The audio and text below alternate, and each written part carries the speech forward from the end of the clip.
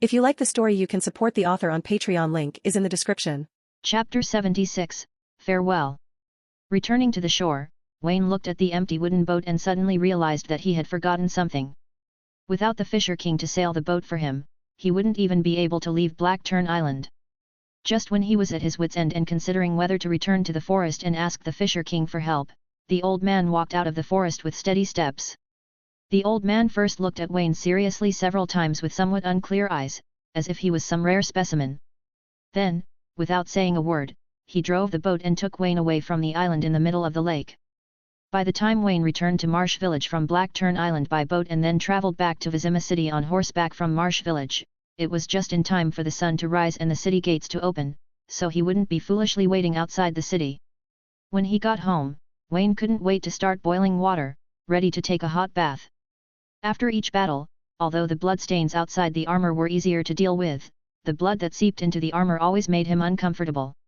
Not only was it wet, like countless tentacles crawling on his body, but it also had a disgusting smell that lingered in his keen sense of smell. But there was no way, he was engaged in this kind of killing profession, and no matter how uncomfortable he felt, it was better than Gerald going into the sewer to deal with those water ghosts covered in feces. With the end of the Goddess of the Lake incident, Wayne's life gradually entered the right track.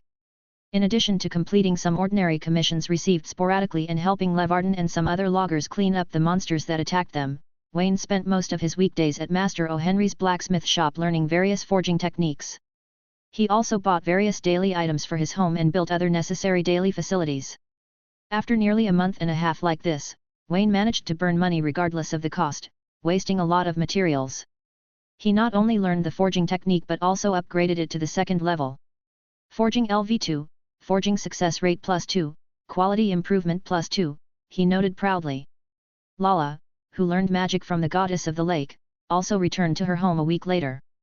Then, together with her parents and elder brother, they came to Wayne's house from the mouth of the well and made a special trip to present the reward for the last entrustment, as well as sincere thanks. Lala's father, Cruz, not only gave Wayne a small bag of carefully polished precious gems as a reward but also gave him a special magic item. Cruz handed Wayne a flat wine jug that seemed to be made of silver, with various magical inscriptions engraved on the bottle. He said sincerely, "You are a witcher, and you often have to perform commissions in the wild. You will definitely like this gift very much. This magic wine jug can hold 4 different drinks in total, and because of the special magic, each drink can hold about as much weight as a whole wine barrel," Cruz continued. "Not only that, but as long as those drinks enter the jug, they will no longer be affected by the outside temperature. That is to say, if you fill it with hot water, even after a year, as long as you pour it out again, it will still be hot water." Having said that, Cruz touched his beard with some reluctance and said with emotion, "I don't know which sorcerer created this magic item. It contains not only space magic but also time magic, and the magic inscription on it is not from any known language. I have studied for a long time and checked many ancient books, but I still have no clue. Sometimes I even suspect that it is not something from this world," Cruz admitted. He nodded gratefully to Wayne again and said, "However, you are the savior of my son and also a warrior," Goddess of the Lake acknowledged. "I am willing to present this treasure to you." Wayne picked up the jug and observed it carefully. He couldn't help raising his eyebrows. He was sure that this magic jug was not a product of this world, but must be a magic item that traveled from other worlds due to a certain celestial body collision. "The style of this jug is the classic shape that was very popular in the 17th century on Earth," Wayne observed. "And the magic inscription engraved on the jug is very similar to the legendary rune script. However, with these 2 points, Wayne can't be sure which magical world this jug comes from." After some testing, Wayne found that this was indeed a very practical magic item, although because of the size of the bottle mouth, things that were too large could not be stuffed into the jug.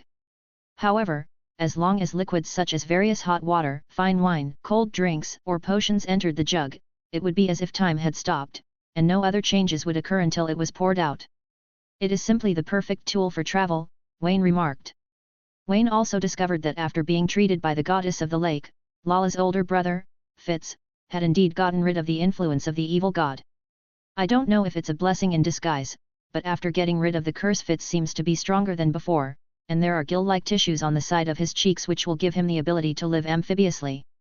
Perhaps in the future, when Fitz grows up, even without relying on magic abilities, this little guy can defeat other enemies with his body and martial arts. And Wayne also got news from crews that several other survivors who were rescued from the Acolyte lair were sent to the swamp village by them, but they did not survive. After persisting for a few days, they finally left this world. After living in Vizima City for nearly 2 months, Wayne gradually got used to this medieval life. Because of his appearance, apart from the conspicuous amber cat pupils, he looks like a handsome and strong elf boy, and because he doesn't have to run around under the pressure of life, in fact, his status as a witcher didn't have much impact on him. After all, in the city of Vizima, Wayne lived a very low-key life. He always circulated among a few acquaintances. Each commission was basically an introduction by an acquaintance, and the client would show considerable respect for his identity as a witcher. Gradually, Gerald let go of his worries about Wayne, and didn't have to worry about the dangers this young apprentice would encounter in the city. And on a certain night, Gerald the White Wolf formally bid farewell to Wayne. "Wayne, I've been in Vizima long enough. The commissions here have basically been cleaned up by us, and you have lived a fairly stable life. In a few days, I'm going to leave here and go to some country further west to see if there are other jobs." Wayne, who was sharing dinner with Gerald, raised his eyebrows, not too surprised. The two had already agreed on this matter, and it was only today that Gerald brought it up. He thought for a few seconds, then nodded, and suggested, "Since you have made up your mind, I won't stop you. However, Gerald, we have lived in our new home for nearly a month, and we haven't held any celebrations yet. The day after tomorrow, I'm going to hold a dinner party at home, and I'll invite some of our friends to join us. I hope you don't refuse my invitation." Gerald nodded upon hearing that and responded in a hoarse voice, "That's fine, that's it. I just saved some money, and I need to prepare supplies for the trip before I leave." Chapter 77, 3 Jackdaws. Wayne had planned a housewarming party, and as he didn't have many friends in Vizima City, and the only ones who could be regarded as upper-class people were Leverton and Kira. Others, such as the dwarves in the blacksmith shop, and a few acquaintances in the old Yuk Inn, are all friends in the market. And it is impossible for the Godling family to appear at the dinner party in the city openly. After all, there are probably no more than 20 people. He is a person who likes to be lively. This time, he plans to invite all his friends to come to his house as guests for this dinner, and he simply has an open-air barbecue dinner in the backyard. He went to the market to purchase all kinds of meat, vegetables, and fruits. After they were prepared and marinated, he showed off their skills at the dinner party, so that everyone could have a happy dinner. As for alcoholic drinks, the dozen or so bottles of fine wine Kira gave him would certainly not be used to entertain guests. Moreover, most dwarves actually don't like to drink elegant wine. What they like is big mouthfuls of beer and high-concentration spirits that can make their whole bodies hot. For this reason, he simply bought 7 or 8 large barrels of Vizima Champion and a dozen bottles of fruit wine of various flavors, which cost him a full 400 orens. While preparing the ingredients for the dinner, Wayne suddenly remembered that Levarden, who had helped him a lot in many things, liked the bear's paw he cooked very much. It so happened that there was a lack of game on the table, so he mounted his horse and took the longbow given to him by Toruvil, ready to go hunting in the forest. However, when he rode his horse through the gate of Vizima and was about to ride in the direction of the forest, he saw 3 people in rather weird costumes walking on the road ahead. The leader was a middle-aged man, a bit squat, with thick chestnut curly hair, wearing a cotton gown and a dark brown tunic, with a white coat of arms sewn on the clothes. The background color was yellow, and 3 blackbirds stood side by side in the middle, with riding boots on their feet, and no weapons on their bodies. This was not unusual, but the 2 people following him were very conspicuous. They were 2 girls with wheat-colored skin. They had special blue tattoos on their faces. They were confident, pretty, and had excellent figures. They were not weak like ordinary women, but strong and agile like cheetahs. Even in the cold spring now, they were still wearing cool clothes. They donned what seemed to be leather black tube tops, revealing toned bellies with obvious abdominal muscles, and a pair of long and straight beautiful legs wrapped in lynx leather shorts that only covered the base of the thighs. On their shoulders, gloves, and leg armor, they wore special chain mail. From the positions of their shoulders on both sides, the handles of 2 sabers could also be seen. Wayne narrowed his eyes slightly, and he recognized it. Judging from their dressing, they were unmistakably Zerikonian female warriors. It was recorded in Kaer Morhen's books. The sabers behind them were the very famous Zerikonian sabers among weapons. And the attire of the chunky man, the coat of arms of the 3 blackbirds, and the features of the 2 Zericonian girls following him made a name pop out of Wayne's mind instantly, 3 Jackdaws Borch. As for his other name, sorry, because it was too long and too convoluted, Wayne didn't remember it at all. The reason why Wayne was so impressed with this man was because of Borch the 3 Jackdaws. He was not a human being, but a golden dragon that could stand at the upper level of power in the wizarding world. A golden dragon that could transform into a human was almost unique even in the entire wizarding world. As if Wayne had been staring at him for too long, Borch also noticed the young man riding towards him. When he saw Wayne's distinctive amber cat eyes, Borch was taken aback for a moment, and then a look of interest appeared on his chubby face. He kicked the horse under him, took the initiative to speed up, rode to Wayne's side, and said, "Excuse me, young gentleman, are you a witcher?" Hearing Borch's question, Wayne's expression didn't change, but his thoughts turned. According to the original development of the plot, this time point should indeed be approaching the time when the dragon-slaying plot in the story takes place. Without his existence, the protagonist Gerald should have gone to other cities to look for work, and then met Borch in front of him in a commission to deal with basilisks, and then the follow-up story happened. With his appearance now, everything has become completely different from the past. But there was no time for him to think too much. Wayne nodded to Borch with a faint smile on his face, and said, "Yes, I am a witcher." Borch immediately showed an excited expression. He clapped his palms and said happily, "Great! When I was traveling in the north, I have always heard about the legends of witchers. I am very interested in your profession. Unfortunately, I have never had the chance to meet each other." "It is quite a pity," Borch expressed, his eyes gleaming with curiosity. "My name is Borch, and my friends call me the 3 Jackdaws. I am a knight who has traveled several kingdoms. Although it's a bit presumptuous, I don't know if there is a chance to invite you to have lunch with us today," he continued, extending the invitation. "It just so happens that we are going to rest in the city. You are familiar with Vizima City. You can choose a tavern with the best taste, and let us experience the food of Vizima City." After Borch said this, the 2 girls following him also showed interested expressions, with quite bright smiles on their faces, and they all looked at Wayne with bright eyes. Wayne considered the invitation, intrigued by the prospect of sharing a meal with a golden dragon and 2 foreign beauties. To be honest, no matter how the plot develops later, it is quite interesting to be able to share lunch with a golden dragon transformed into a human and 2 beauties from foreign countries, listen to their experiences, and chat about each other's thoughts, he thought. And Wayne learned from the story that this golden dragon, whose alias is 3 Jackdaws, is also a good friend, worthy of association. So after thinking about it for a few seconds, he nodded to Borch, with a cheerful smile on his face, and said, "My name is Wayne. Don't bother, I invite you to my house for lunch. I am very curious, and I am also very interested in a knight who has traveled to various countries." With a playful glance at the 2 Zericonian female warriors following Borch, he added, "And meeting such intriguing company is an opportunity I wouldn't want to miss. Also, being able to have dinner with 2 beautiful girls from Zericonian is also a good thing," Wayne added with a grin. "As for my cooking skills, I'm not bragging. After you taste my cooking skills, you will know what real delicacy is." Borch didn't expect the young witcher to be so enthusiastic, inviting him to dinner at home despite meeting for the first time. However, as a powerful golden dragon, he was fearless and genuinely intrigued by Wayne. Without hesitation, he responded, "That's great, I love your hospitality, Wayne. However, as a guest, I can't visit your house empty-handed. Please take me to the best tavern in the city first. I want to buy a few bottles of the best wine as a gift for the visit." Chapter 78, Manticore School.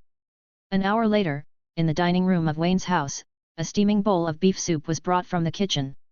Wayne looked at the 3 people who had been seduced by the aroma on the table and made them fidget, then showed a slightly smug smile, saying, "Everyone are welcome, come and taste my new dish." Borch laughed and handed a bottle of wine worth 300 oren to Wayne. Then he picked up another bottle, poured himself a glass, reached out to pick up a fried, flour-wrapped, golden crispy chicken wing from the table, and couldn't wait to stuff it into his mouth. After chewing a few mouthfuls, he couldn't help but spit out a mouthful of hot air, gave Wayne a thumbs up, and praised, "It's so delicious, Wayne. I've never eaten chicken this way. Crispy, soft, and tender, it melts in your mouth. Is this a new dish you invented?" "Yes, this dish is called fried chicken, and it is my exclusive invention. Wayne didn't explain too much but picked up a medium-rare fried steak with a fork, chewed it slowly in his mouth, and said with a smile, "I'm ashamed to say that, as a witcher, I'm actually very talented in cooking. Everyone who has eaten the dishes I cook has never been full of praise for my cooking skills. Maybe when I'm old and can no longer fight monsters, I can open a restaurant by myself, and it will definitely become the one with the best business." Borch laughed, appreciating Wayne's humorous attitude. He picked up another roast leg of lamb from the table and, while eating it with relish, began to tell all kinds of interesting things he had encountered in other northern countries. Most of them were absurd and funny things made by some idiot nobles or ignorant farmers because of various stupid ideas. Borch's eloquence was good, and Wayne listened with gusto. At the same time, he couldn't help but sigh in his heart. There are really too many strange and interesting things in this world. All kinds of stupid things, only you can't think of them, but they can't do them. He turned his head and saw two beautiful Zerrikanian girls sitting on both sides with regretful expressions, tasting each dish on the table, looking like they wanted to eat but didn't dare to eat, and couldn't help but smile. Wayne guessed that they were probably afraid of eating too much and getting out of shape, so he smiled and handed over 2 plates of fresh fish and shrimp caught from the shore of Lake Vizima. And told the girls that this kind of food will not make people fat, so they can eat it with confidence. The 2 Zerrikanian girls took the food with a smile and began to eat in small bites. The sweet and sour taste made the 2 girls so addicted to eating that they couldn't stop. Looking at the beautiful Zerrikanian girls, Wayne suddenly thought that the golden dragon Borch came from the Zerrikan kingdom and was worshipped as a god by the local residents, and has always been worshipped and believed by the people. These 2 girls are the selected exclusive guards, responsible for protecting the safety of the golden dragon, and they can almost be regarded as Borch's fanatics. And in the Koraz desert where Zerrikan is located, there is still a branch of the Witcher, which is the Manticore school that many northern Witchers know little about. Wayne was also very interested in this group of Witchers, so he asked Borch, "Borch, you once lived in Zerrikan, do you know anything about the local Manticore school of Witchers?" Borch paused for a moment, thought for a dozen seconds, then picked up the wine beside him, moistened his throat, and said, "Indeed, I have also heard rumors of this school. They used to serve the Zerrikan royal family. They were the exclusive guards of the royal family members and their envoys. They were very respected and trusted by the ruler. However, in an escort operation 100 years ago, all of them were dispatched, but they were attacked by a powerful fire elemental, a monstrous creature standing 20 meters tall. In the end, their main members lost their lives, their mission failed, and they lost the trust of the royal family. Now, the Witchers of the entire Manticore school have also disappeared. I have looked for them, but I have not found any trace of them. I heard that the main job of these Witchers now is to serve as guards for traveling caravans, and they seldom hunt other monsters." Wayne nodded regretfully. There was some introduction to this team in the game. In Toussaint, there was even a blueprint for the master suit of the Manticore school, which came from a member of the school called Morhen. And their school seems to be very good at using alchemy items and has special research on alchemy. However, since they still have members alive, there may be a chance in the future to meet them. After answering Wayne's question about the Manticore school, Borch also became interested and suddenly asked with great interest. "I heard that the Witchers in the north accept commissions, kill monsters, and save other villagers as their job. Wayne, I wonder if you will travel thousands of miles to the other end of the world to kill a monster for a high reward." Hearing this, Wayne shook his head amusedly and said to Borch, "No Borch, you take the profession of Witcher too seriously.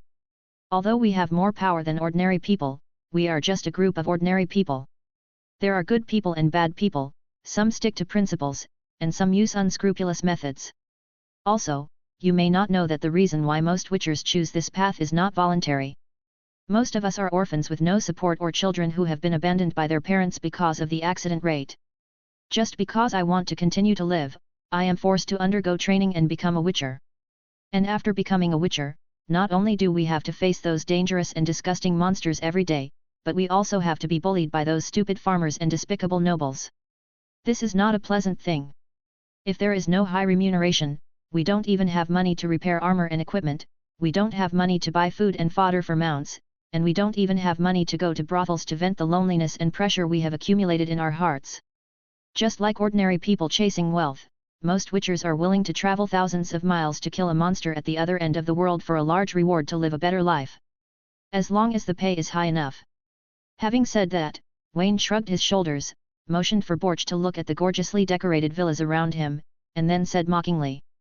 Of course, I'm talking about most witchers, and there are some differences between me and ordinary witchers. I'm not short of money now, and I won't do things I don't like because of a little money. However, if the remuneration can really impress me, or the other party is a person worthy of help, I don't mind helping them a little bit. Borch was a little surprised when he heard the words. He didn't expect the other party to be so frank in front of him and express his thoughts without hesitation, instead of covering up like ordinary people or using sophistry to beautify their behavior. Borch thought for a while, then suddenly asked, what if someone offered you a high price to deal with a dragon that destroyed a village? Oh no. You can't say that. He paused, reorganized his language, and said. This dragon hasn't done anything yet, but you know, in legends, dragons are ferocious and vicious monsters. They spew out flames, destroy villages, steal treasures, capture virgins, and kill humans. The dragon-slaying warrior is often a supreme honor, which will bring you wealth, prestige, and status. Wayne, if there is such a dragon, don't you want to have the glory of a dragon-slaying warrior in your life? Listening to Borch's words, Wayne, who already understood his true identity, smiled inwardly. It was really interesting for a golden dragon to persuade a witcher to slay a dragon. However, Wayne still thought about it seriously, and then replied under Borch's gaze. Borch, I am not a narrow-minded racist, nor am I entirely human. I am a half-elf. As for intelligent creatures, I only kill those monsters that are evil and endanger others. And those intelligent creatures that are kind and will not harm others, I am even willing to be friends with them. If what you are talking about is an evil dragon that causes harm, I don't mind giving myself the title of Dragon Slayer Warrior. If you are talking about a kind dragon, an intelligent race willing to communicate with me, I will not take the initiative to harm it, and I am even willing to accept its entrustment to protect it. Chapter 79, Friendship, Swordsmanship, and Gwent. After hearing Wayne's answer, Borch was quite shocked. Most human beings in this world are staunch racists. Even if they do not clearly reject non-human races, basically few people make friends with non-human races, as Wayne said, let alone subhuman races or giant dragons. He chuckled, took another big sip of red wine, seemed quite happy, patted his somewhat distended stomach, and said, Wayne, my friend, may I call you that? Wayne nodded with a smile, did not refuse Borch's approach, and said, You are a well-informed gentleman, Borch, rich and generous, and very entertaining. I like being friends with people like that. That's great, I also like your character and philosophy, Wayne, you are a good conversation partner. Borch took another sip of red wine, then stuffed a mouthful of fried chicken into his mouth, and suddenly said with emotion, However, I cannot stay here long, my friend, and I will leave here tomorrow for Haler City. There is one thing I must do. Thank you for your hospitality, Wayne. If there is a chance in the future, I will definitely entertain you well. When Wayne heard the words, he immediately guessed the purpose of Borch's trip. He probably heard the news that there was a dragon in Hollow City, so he wanted to rush there to see the situation. In the original book, he met Gerald and knew that the White Wolf was a witcher who did not want to kill the dragon, so he used his human identity to involve Gerald in the dragon-slaying incident, allowing him to confuse various forces and successfully rescue the injured dragon. But now, because of his influence, Borch probably won't be able to meet Gerald, so he thinks of other ways to save the dragon. Wayne thought about it in his mind for a few seconds, then pretended to regret and said, Are you leaving tomorrow, Borch? That's such a pity. I'm going to hold an open-air dinner at home tomorrow to celebrate my move into a new home. If you are present here tomorrow, it will definitely be a very pleasant experience. As he spoke, he looked at Borch's expression, pretended to be in deep thought for a few seconds, and then asked, Are you in any trouble? You know, as a witcher, I should be able to help you if it is entrusted by a friend. As for a rich knight like you, if you are willing to pay enough, you will get the help of 2 witchers. Borch's eyes lit up when he heard the words, but he seemed to have concerns in his heart. After thinking about it for a few seconds, he shook his head and said, It's a bit complicated, my friend. I still have to think about it. Wayne didn't force it either. Regardless of whether Borch entrusted him or not, he was decided. Not only would he go, but he would also take Gerald with him. Because according to the development of the original drama, Yennefer, Gerald's dream lover, will also go to participate in this dragon-slaying incident, and meet Gerald again, continuing the fate that separated because of the magic lamp incident last time. If because of his meddling, the good brother missed this destined love, then I would really feel sorry for him. Thinking of this, he smiled and patted Borch on the shoulder, saying, "Think about it, Borch. However, you don't have to go to the city to find a hotel to stay. Just stay at my house tonight. There are still enough guest rooms on the first floor for you to rest. What we need now is to drink freely." Borch was quite open-minded, and he didn't reject Wayne's kindness. Perhaps it was because Wayne's cooking skills were so good, which also made this well-informed golden dragon feel a little bit reluctant. The four of them ate and drank, chatted about various knowledge for a full 2 hours before ending this lunch. In the afternoon, Borch was already slightly drunk and fell asleep in the guest room. And the two Zerrikania women, after serving Borch to wash up, were rather bored in the simple martial arts training ground built by Wayne, using dummies to practice sword skills. In their hands, the four swords were like a thunderstorm, fast and ruthless, the knives slashing at the enemy's vital points. Often only the afterimage of the blade could be seen when they swung it, and even bystanders would feel terrified. Cooperating with the dexterous steps of the girls, it can definitely be called the art of killing on the battlefield, and its power is astonishing. Wayne stood aside and watched for a while, and felt that it was quite tricky. If he didn't use the sign, he would not be able to retreat completely from the siege of the two girls. He had to pay a certain price to win. Although Tia and Via seem to be only about 20 years old, Zerrikania female warriors are different from ordinary soldiers. They have been strictly selected since childhood, and under the training of professional instructors, they have undergone rigorous military training for 10 years without stopping.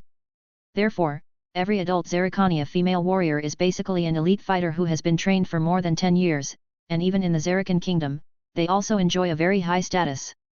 As for being able to become the guards of the Golden Dragon Borch, these two can be said to be geniuses among the female warriors of Zerrika, and they have such qualifications only after going through layers of selection. Perhaps the two Zerrikania girls were also very interested in the Witcher's swordsmanship.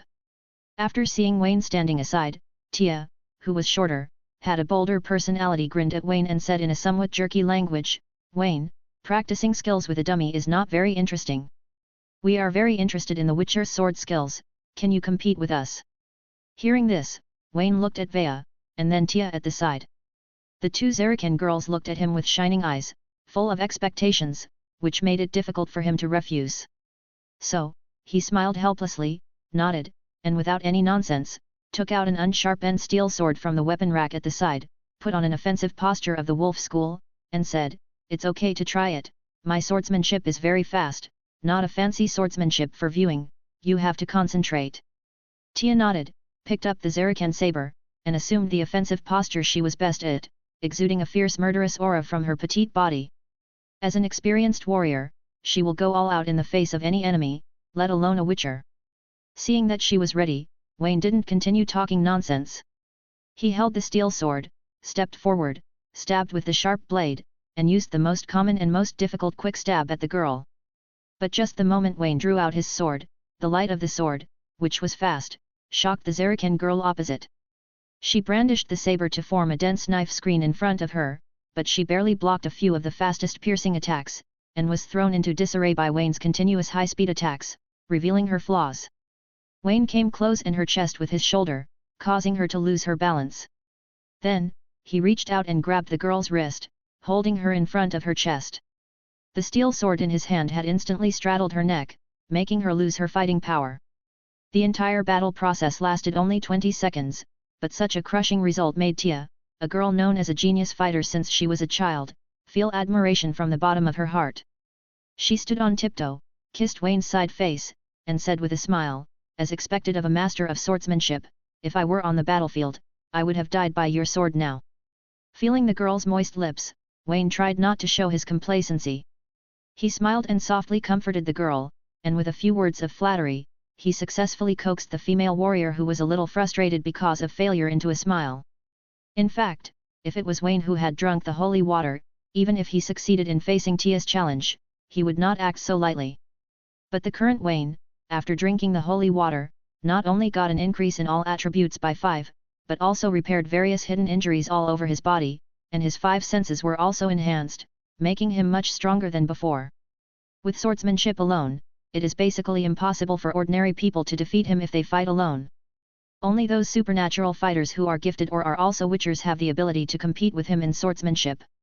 After watching the competition, Vea on the side also felt a little itchy. She also had a martial arts competition with Wayne. Of course, the result was similar, and she lost the competition very happily. This made the two Zarakan girls quite frustrated, and they lacked interest in the training. Seeing this, Wayne immediately had an idea. He took out a few decks of Gwent cards from his pocket and said to the two girls with a smile. "Don't be depressed, Tia, Vea.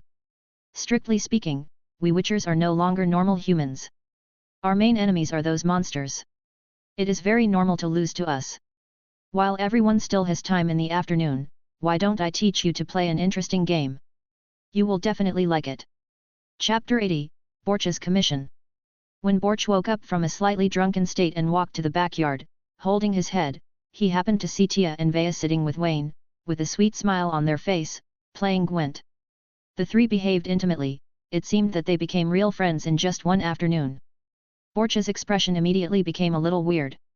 Tia and Vea are his bodyguards. As dragon guards they carefully selected from the female warriors of Zarakan, they are very proud in their bones. Along the way from the eastern kingdom of Zarakan to Temeria, at least 30 or 40 of the men who molested them because of their sexy outfits were dismembered by them and turned into corpses. If it weren't for Borch's rather lenient personality, who often stopped the killing intentions of these two girls, there would definitely be more troublemakers who died at their hands. The most exaggerated time was when Kaedwin's gang of hooligans gathered a group of people and wanted to bully the two girls. As a result, the two women held Ziryui's machetes and chased them all the way, hacking to death more than a dozen, and finally attracting the attention of the city's army to round them up, so they had to stop. In the end, it was Borch who turned back into a dragon and flew away from that area with the two of them. These female warriors have a high status in the country, and they are also very picky about people. Unless they can surpass them in force and their appearance suits their appetite, few people can win their favor. Seeing that the three seemed to be holding some strange cards and having a great time, Borch approached them with great interest. Seeing Borch approaching, Wayne's eyes lit up. It was fun to play Gwent with two girls, but he couldn't gamble for money as they didn't even have experience in Gwent, which made him a little regretful.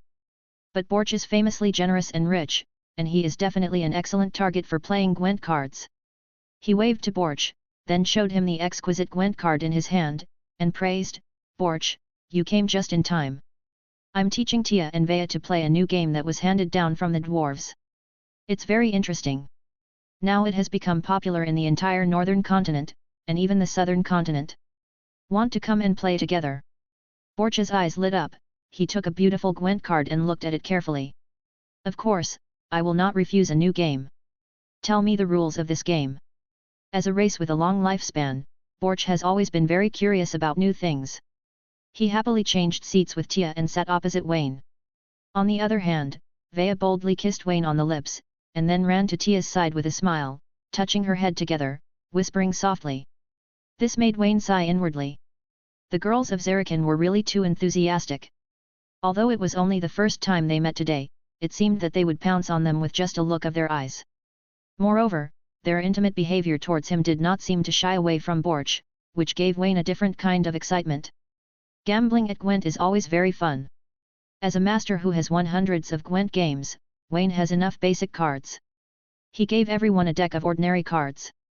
After several hours of entertainment, Borch lost more than 400 gold coins, but he didn't care, and his interest remained undiminished even when it was dinner time. By the time Wayne went to the kitchen to cook, he was still playing cards with the two Zarakan girls, going back and forth, uttering occasional yells of frustration. After the entertainment, it was another sumptuous dinner. Wayne changed a few new dishes, and the excellent taste left the three of them with endless aftertaste. And compared to the slightly reserved politeness at noon, after an afternoon of Gwent card games, everyone's relationship had really become much more harmonious. Talking to each other, making eye contact, and physical contact, as if they had been friends for a long time. After dinner, Borch seemed to have made up his mind. He cleared his throat, looked at Wayne, and said solemnly, "Wayne, my friend. Although it's a bit presumptuous, I still hope to issue a commission to you." Seeing that the show was coming, Wayne nodded with a smile and encouraged with the tone that should have been, "That's how it should be, Borch. It's the most common thing for friends to help each other. Tell me your commission, as long as it does not violate my principles, I will help you. Borch seemed to be infected by Wayne's generous words. He laughed, stepped forward to hug Wayne, and said, "It is so, my friend. On a mountain in Haler City, there is a wounded green dragon. She is very important to me, and I must protect her." However, the news seems to have been spread. Some teams trying to slay the dragon are just about to move and gather in the small town at the foot of the mountain. And some of the nobles of the surrounding kingdoms heard the news and seemed to be very interested in dragon slaying, and they are organizing soldiers to march up the mountain. So, that green dragon is in a precarious situation now, and I hope you can join in protecting her. Ding! Task triggered: protecting the green dragon, Merktabraka Master level. Accept / decline. As soon as the system prompted that it was a master level task, Wayne couldn't wait to accept it immediately. However, on the surface, he still pretended to be in deep thought, contemplating for more than 10 seconds and then asked, "My friend, I have only one question about this commission. The green dragon you mentioned, is she an evil dragon that indiscriminately kills innocent people? If that's the case, I can't help you protect her." Seeing that Wayne didn't seem to have much resistance to his entrustment, Borch smiled.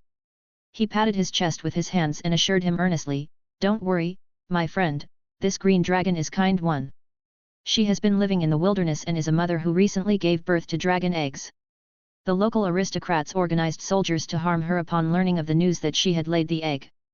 The problem is, that once the eggs are laid, the female dragon cannot leave the lair where the eggs are. This brave mother is willing to risk her life to stay in the nest to protect her children. This sincere and profound maternal love deserves people's respect." Wayne also pretended to be slightly moved when he heard this, then nodded solemnly and said, "Okay, Borch, entrust me with this. Moreover, I will persuade my companion to carry out this commission with me. He is a powerful witcher and is quite famous in the north. Maybe you've heard of his nickname, White Wolf." Borch immediately asked in surprise, "Is it Gerald the White Wolf? I've heard it mentioned before, and there are legends about him in many places." "It's him, he is my senior," Wayne confirmed Borch's guess, and then continued, "However, before carrying out this entrustment, I think it's better to make some things clear. This entrustment involves nobles and various forces, and even mages will participate. Their purpose must be to slay the dragon and stand on the opposite side of us. It's impossible for us to deal with so many people at once, and as a witcher, I can't kill the humans or nobles in the dragon-slaying team just to protect the green dragon. So you can't act rashly, you must obey our arrangement. Otherwise, not only would we not be able to protect that green dragon, but we might risk our own lives." Borch thought about it for a few seconds, then nodded and said, "No problem, Wayne, you are experts, and listening to your opinions is the right thing to do." Regarding Borch's attitude, Wayne nodded in satisfaction and then explained, "Actually, don't worry too much about those dragon-slaying teams are not of one mind. Some people do it for wealth, some people do it for glory, some people do it to obtain materials from the dragon, and some people do it for some inexplicable purpose. Our purpose is only to protect the green dragon and her child, the rest can be discarded or traded. That gives us the opportunity to differentiate them. For specific things, we will analyze them in detail in Hollow City. It should be some time before things happen, and we will set off immediately after we are ready." Chapter 81, Enthusiasm. The next morning, Wayne was going to hold a housewarming dinner, so Gerald packed his luggage early and rushed back to Vima City from the lumber yard. To be honest, Gerald still feels a little bit reluctant about this job. Having been a witcher for so many years, he rarely meets such an enlightened employer as Leverden. This job is leisurely and undisciplined, and the salary is high. In the camp, he would also be respected by the other loggers and managers, much to Gerald's comfort. It's a pity that witchers are born to protect people from being harmed by monsters, which is also the purpose for which they were created by mages. Wandering around, sticking to neutrality, and protecting more people is the concept taught to these apprentices by the old witcher Vesemir. Although getting along with those unscrupulous people, the ending is often very unpleasant, but after so many years, this concept has penetrated into the hearts of every wolf school witcher. He led his mount, pushed open the gate of the villa, walked around the main house to the backyard, and suddenly found that besides Wayne's Lucifer, there were 3 other good horses in the stable, which had already filled the 4 pits of the stable. "Are there any guests?" Gerald glanced back at his mount thoughtfully. The docile mare nudged his chin with her head and was tied to the post of the well.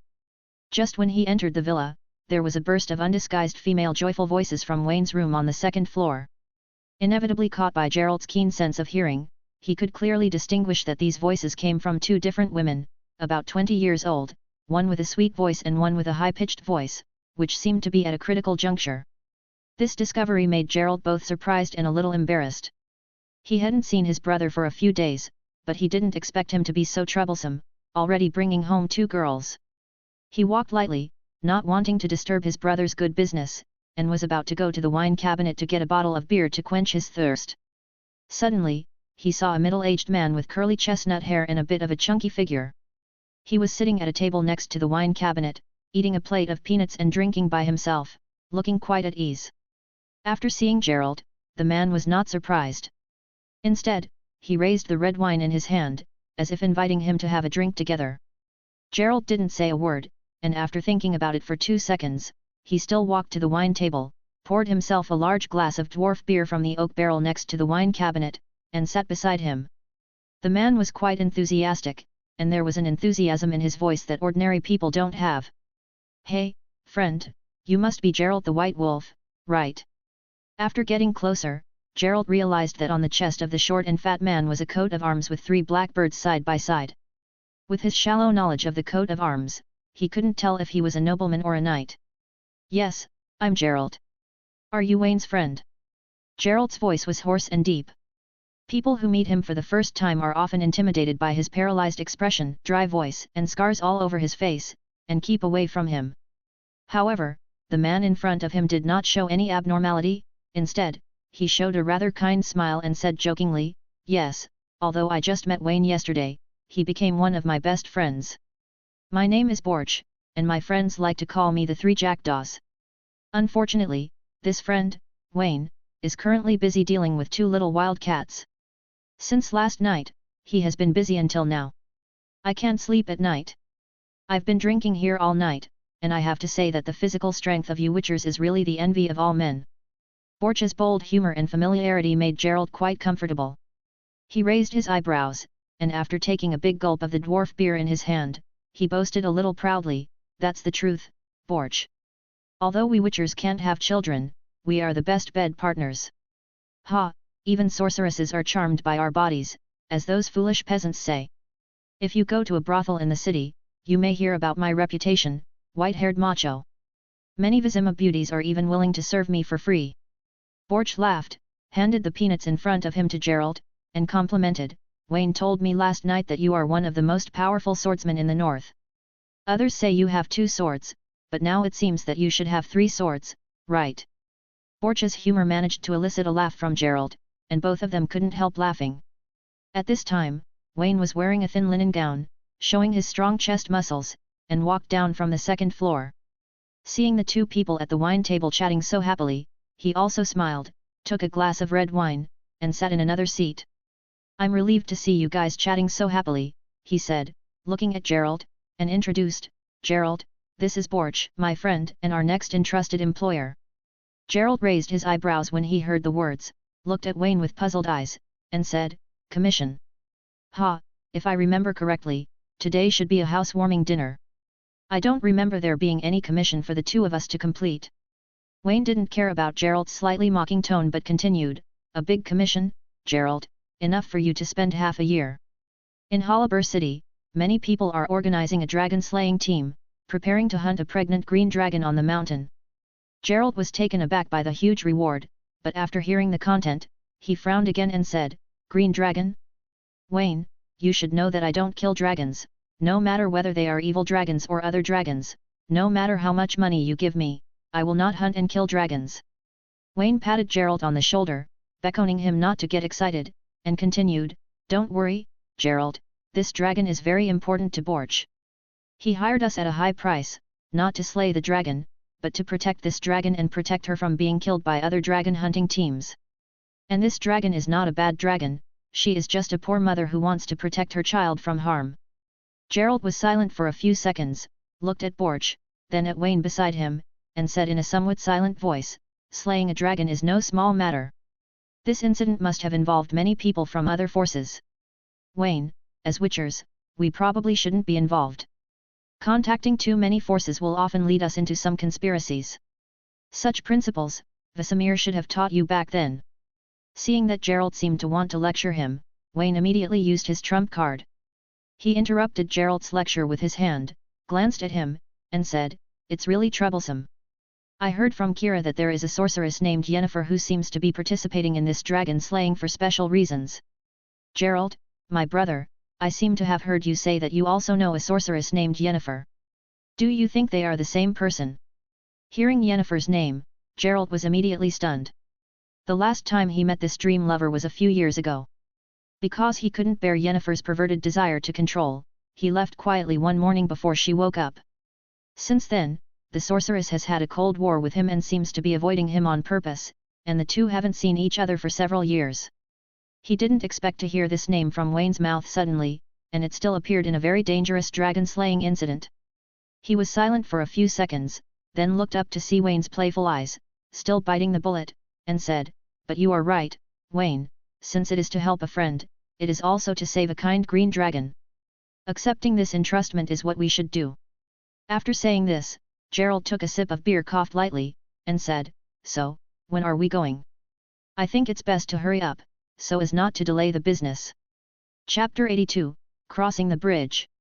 4 days later, under the urging of Borch and Gerald, Wayne and his party took only a small amount of supplies, travelled day and night, and soon set off from Temeria, crossed the kingdom of Redania, and arrived at the river near Haler city. However, when the group wanted to go to the city of Haler from the only bridge over the Beulah River, they were blocked by a group of soldiers. These soldiers wore buttoned leather jackets and chain mail, and held metal halberds in their hands. They guarded both ends of the river and built a wooden toll hut at the head of the bridge. From a distance, the crimson pennant with the silver griffin pattern was planted on the hut, fluttering in the wind, and several heavily armed soldiers stood in a row, which looked quite imposing. When Wayne and the others approached on horseback, they found that they were not the only ones blocked from the bridge.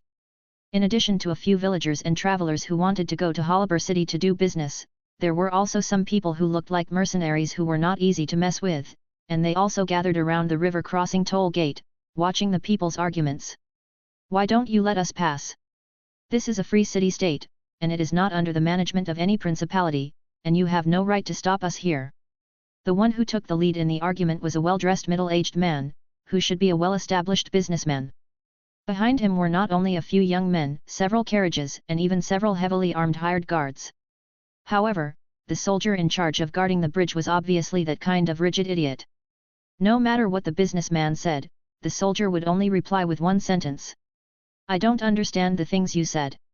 I just came here to set up this according to the king's order. Anyway, no one can pass through this bridge without a pass. This is an order from Lord of Kaer, King Nidaamir." Faced with such brutal obstruction, the middle-aged businessman was obviously very angry, and he shouted loudly. "This is the tribute and fruit sent to Cliff Temple in the city. I have been stopped here by you for a day. If I wait any longer, these fruits will rot."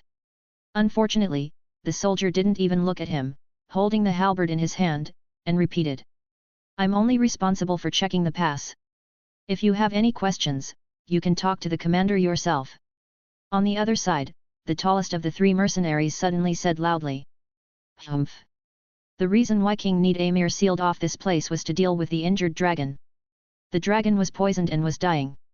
They must be afraid that the treasure in the dragon's nest will be taken by others, so they deliberately blocked this passage to prevent those capable people from passing." The soldier who shouted heard the words, glanced at the mercenary, and did not refute, but repeated, "I'm only responsible for checking the pass, and I don't care about anything else." Seeing this, Borch looked at Wayne and Gerald. The three of them had agreed before setting off that he would follow the instructions of the two witchers in this matter. However, Gerald was obviously absent-minded. After driving for 4 days in a row, he finally got here. His thoughts were all on Yennefer who hadn't shown up yet. Seeing this, Wayne reached out his hand to signal Borch not to worry and whispered, "We have just arrived here, and we don't know anything about the situation, so we shouldn't act rashly. Let me ask for information first." After speaking, he got off his horse, walked to the middle of the crowd, glanced around, and finally set his sights on a soldier who looked younger at the edge of the guards. He approached the soldier, and under the watchful eyes of the soldier, he reached out and took out a gold coin and handed it over, then asked in a low voice, "Soldier, can I ask you a few questions?" Seeing this, the young soldier quickly glanced at his companions who were still arguing with the passers-by, quickly put the gold coin into his pocket, coughed lightly, and said in a low voice, "You can ask, but I won't tell you about confidential things." With a smile on his face, Wayne asked softly, "Sir, about the pass you speak of, can you tell me how many people have passed the bridge so far, and when did they leave?" Seeing that Wayne asked a very common question, it was not a secret, even many people in the city saw it. The young soldier breathed a sigh of relief quietly and replied, "It's not a secret. 3 days ago, in order to kill the dragon, the king issued a pass to all those who are capable of hunting dragon in the vicinity and hired them to hunt and kill the dragon.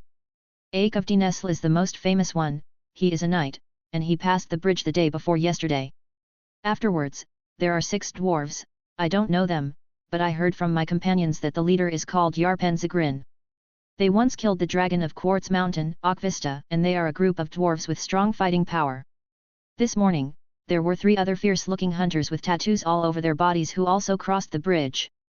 At present, apart from the king's army, only these 3 groups of people have passed through here." After getting the information he wanted, Wayne returned to Gerald and Borch and shared what he had asked. Among the 3 groups, he only had a little impression of Aik and Yarpen, but he didn't know them very well. He only knew that Aik seemed to be a monster killer, a knight, quite powerful, and Yarpen was an officer in the future dwarf army. As for the Crinfrid Reavers, he had never heard of them. However, unlike the fledgling Wayne, Gerald had been wandering in the north for so many years, and he still had some understanding of these well-known figures, so he explained. "Aik of Denesl, this guy is a knight known for his prowess. Many people call him pious and righteous Aik, a brave and fearless knight. This guy is very strong and is very good at dealing with monsters. I heard that he has defeated several dragons, and also killed manticores and griffins."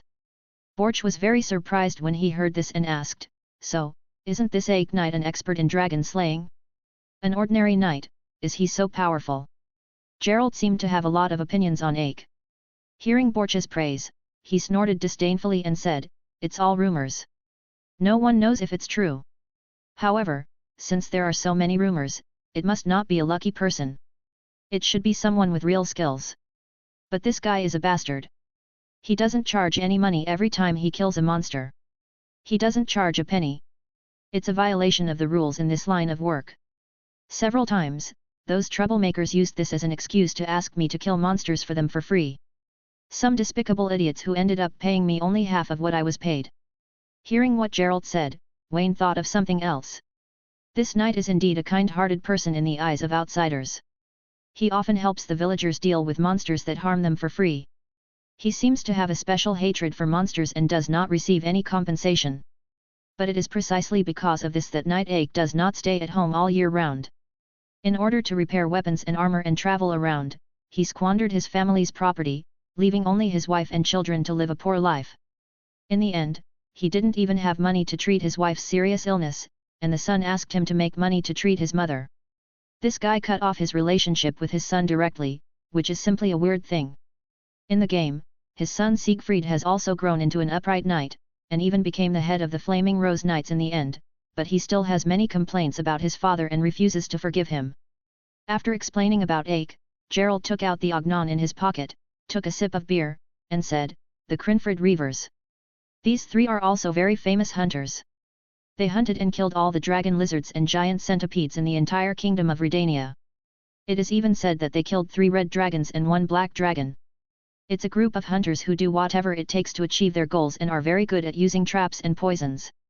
As for Yarpen and his bearded dwarves, I only heard that they once killed a very famous evil dragon in the Mahakam Mountains, named Okvist, the dragon of Quartz Mountain. In the end, they got the dragon's treasure, a lot of gems." As they chatted about information, Wayne suddenly noticed a woman with an excellent temperament and a very beautiful appearance approaching from afar on a tall black horse on the road behind them. Chapter 83, Yennefer. The woman riding a black horse has long black hair like a raven, violet eyes, a star-shaped obsidian amulet around her neck, and a beauty mole under her mouth. She has a special charm and has attracted the attention of everyone present as soon as she appeared on the stage. Wayne knew who she was, the sorceress whose fate was linked to Gerald, Yennefer of Vengerberg.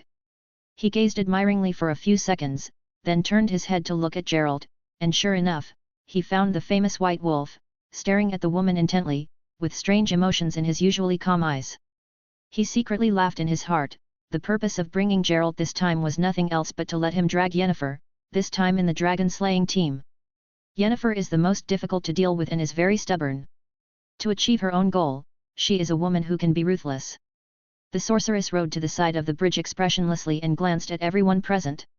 Her eyes stayed on Gerald for a few seconds longer and seemed to fluctuate. But she didn't say anything, and after the crowd in front gave way to her, she rode a black horse to the soldiers.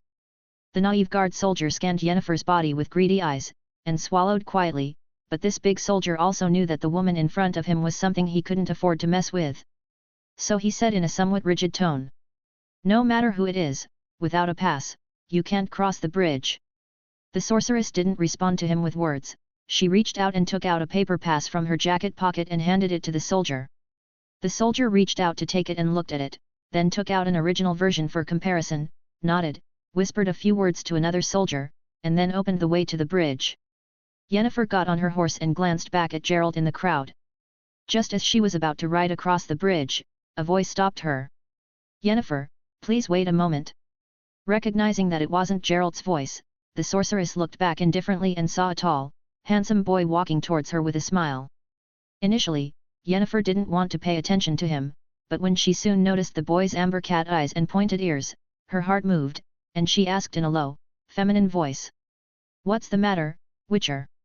Wayne leaned in front of the sorceress, faced Yennefer's scrutiny without any embarrassment, and whispered, "Ms. Yennefer, are you also here to hunt dragons?" Yennefer snorted, and noticed that Gerald, who was still in the crowd just now, seemed to be approaching her, so she asked impatiently, "Say something quickly, don't hide like a little girl, I'm in a hurry." Following her line of sight, Wayne also saw Gerald, who was a little timid and wanted to approach but was afraid of being rejected by Yennefer. He laughed and said, "You are a noble sorceress, and you go to hunt a dragon in the deep mountains and old forests, how can you not have a guard with skills? How about you hire my famous companion, Gerald the White Wolf, as your guard?" Yennefer looked at Wayne in surprise, wondering why this young witcher, whom she didn't know, would make such a suggestion. However, she thought of her purpose this time and took another look at Gerald, who was standing a few meters away with an awkward expression, snorted, took a small purse from his belt, threw it at Wayne, and said in a domineering tone, "This is the 200 orens. Let him come over. However, if you want to be my guard, you must obey my orders. You can't leave me aside for no reason and run away without a trace." Wayne knew that Yennefer was very angry when Gerald woke up one morning and left her, running away without saying a word. This was also one of the main reasons why they fought a cold war for several years. "No problem. We Witchers always keep our promises.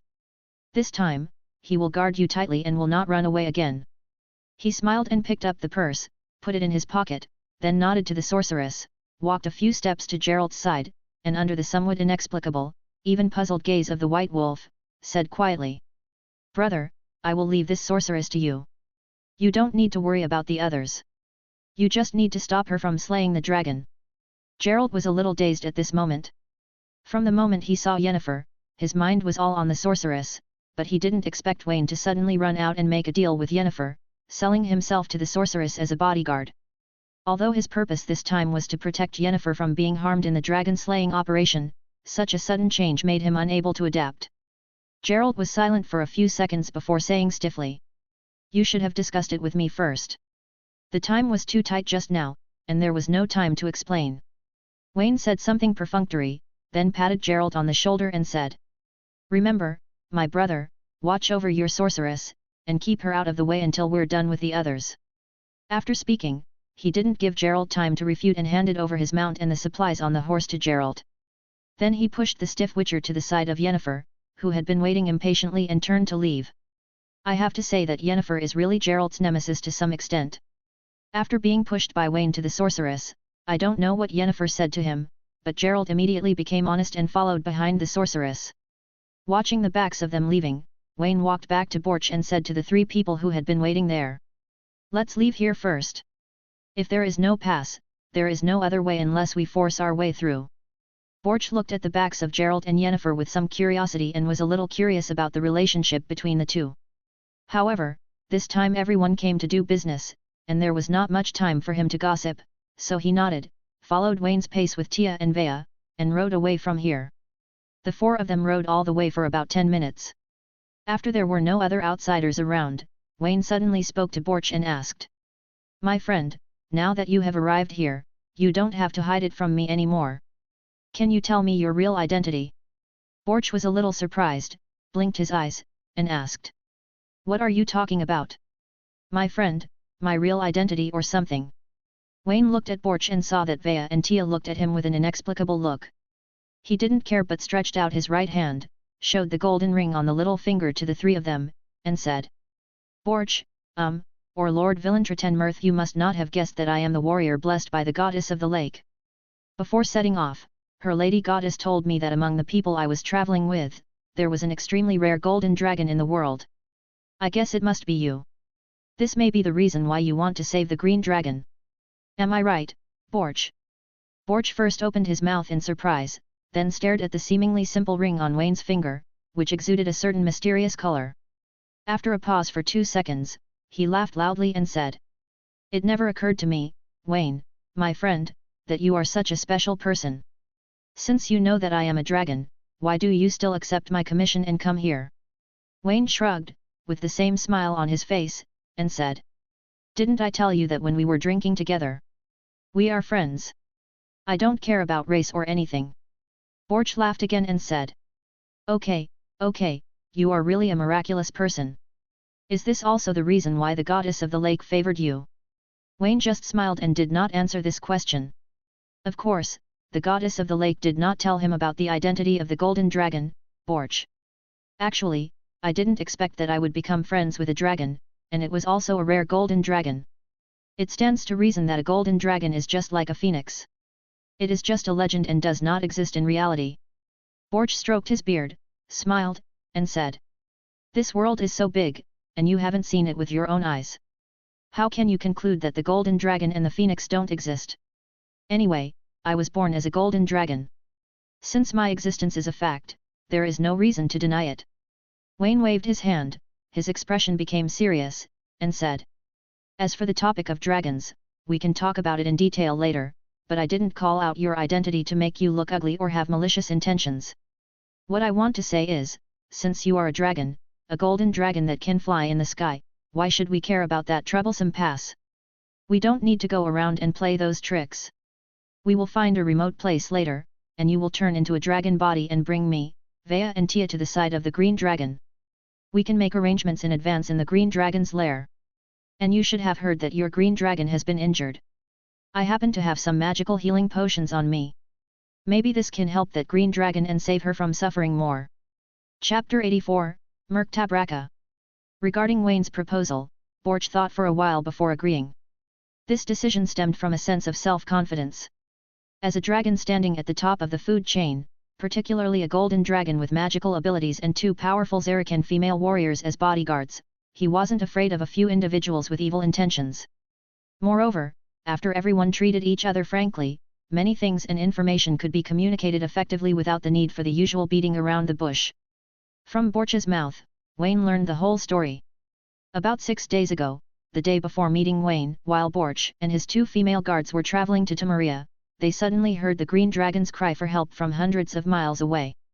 This cry for help was a form of mysterious magic among dragons, capable of transmitting signals within 1,000 miles, known by all dragons. Dragons were becoming increasingly rare in the world, and purebred dragons capable of using magic were even rarer. As an extremely rare golden dragon, Borch had encountered only a few of his own kind thus far. His life was solitary, and his only companions were the Zerikan tribes who revered, loved, and protected him. However, due to the unequal status between them, Borch had yet to find a true friend. It wasn't until he drank and played cards with Wayne, bragging and chatting, he experienced the joy of equal communication. "From her distress magic, I know that she is hatching an egg, and the child is about to be born. When she was hunting for food on the grassland, she was poisoned by a group of civilians, which made her fall into an extremely weak state. She now desperately needs a kinsman to go to her cave and protect her." Wayne nodded understandingly. For humans, dragons are inherently dangerous and vicious. Slaying dragons can not only gain honor but also a lot of wealth, but for Borch and the green dragon who are also dragons, humans might be the danger. The four rode for a certain distance and came to a wilderness far away from the town. After making sure that there was no one around, Borch got off his horse and came to an open space. He nodded to Wayne, and then his figure swayed, as if there was a sound of magic breaking, and he swelled into a giant in the blink of an eye, about 3 stories high.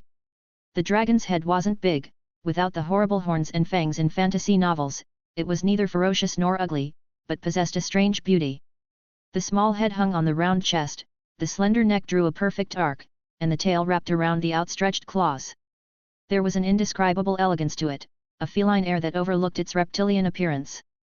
But it was undoubtedly a reptile, with bright yellow eyes revealing a bright and fierce light, and scales that seemed to have been finely painted, almost the entire body being golden. When it opened its huge 10-meter-long wings, the beautiful wings covered with golden scales, it was hard to believe that this was a beautiful creature transformed from the short and fat Borch. Wayne stared at the golden dragon dazedly for several seconds. He had been in this world for several years, and the golden dragon was probably the most beautiful fantasy creature he had ever seen, except for the beautiful and holy goddess of the lake. As a dragon with outstanding wisdom, Borch's every move was more like that of a well-educated gentleman than a wild beast. Though the dragon didn't open its mouth, a majestic male voice sounded in Wayne's mind, which was telepathy, a special kind of magic. My real name is Villentretenmirth, which means 3 blackbirds in the ancient language. Wayne, if you're ready, let's go, just the 2 of us. Our horses will be temporarily handed over to Tia and Via for safekeeping. A group of Zarakan warriors have arrived in the Northern Kingdom, and they will arrive here in about 3 or 4 days, Via will join them. If there is any battle which we can't avoid, those fighters will fight for me. Hearing this, Wayne looked at the 2 Zarakan girls, who also looked at him simultaneously. Tia smiled, and flirted provocatively. The charming gesture made him unable to help but reminisce about the madness of the night before departure. He nodded, took off his weapons and equipment from Lucifer, and carried them on his back. Then, he followed the golden dragon's tail and nimbly climbed onto its back. The scales and skin folds there just formed a groove, providing enough stability to prevent him from slipping off the dragon's back. In that case, let's go. According to what you said, that green dragon has been poisoned for many days, it may be very dangerous now. The golden dragon nodded, without any further words. It spread its beautiful golden wings and soared into the sky with a strong current of air. Flying was an experience that every human being has fantasized about. In his previous life, Wayne was a rural kid who had never even been on an airplane. Riding on the back of a dragon and soaring into the sky was a unique and novel experience for him. The only pity was that it was still spring, and it was too cold to fly at high altitudes without any protection. Borch was protected by scales and dragon skin, so he might not feel it, but Wayne was really chilled by the cold wind high in the sky. However, he was still a witcher after all, and his physical fitness was much stronger than that of ordinary people. Apart from feeling cold, he wouldn't really suffer any harm. Riding on the back of a dragon, looking down at the scenery below, Borch led him through a forest, climbed up a mountain range, and crossed a wasteland on the mountain. After circling a few times at the top of the mountain, he found a fairly hidden cave. The entrance of the cave was very large, and the field of vision was quite wide. Borch flapped his wings and slowly stopped in the open space outside the cave entrance. Before he could stabilize his figure, a slightly sharp dragon's roar came from the cave. Wayne couldn't understand what it meant, he didn't know if it was a threat or a cry for help.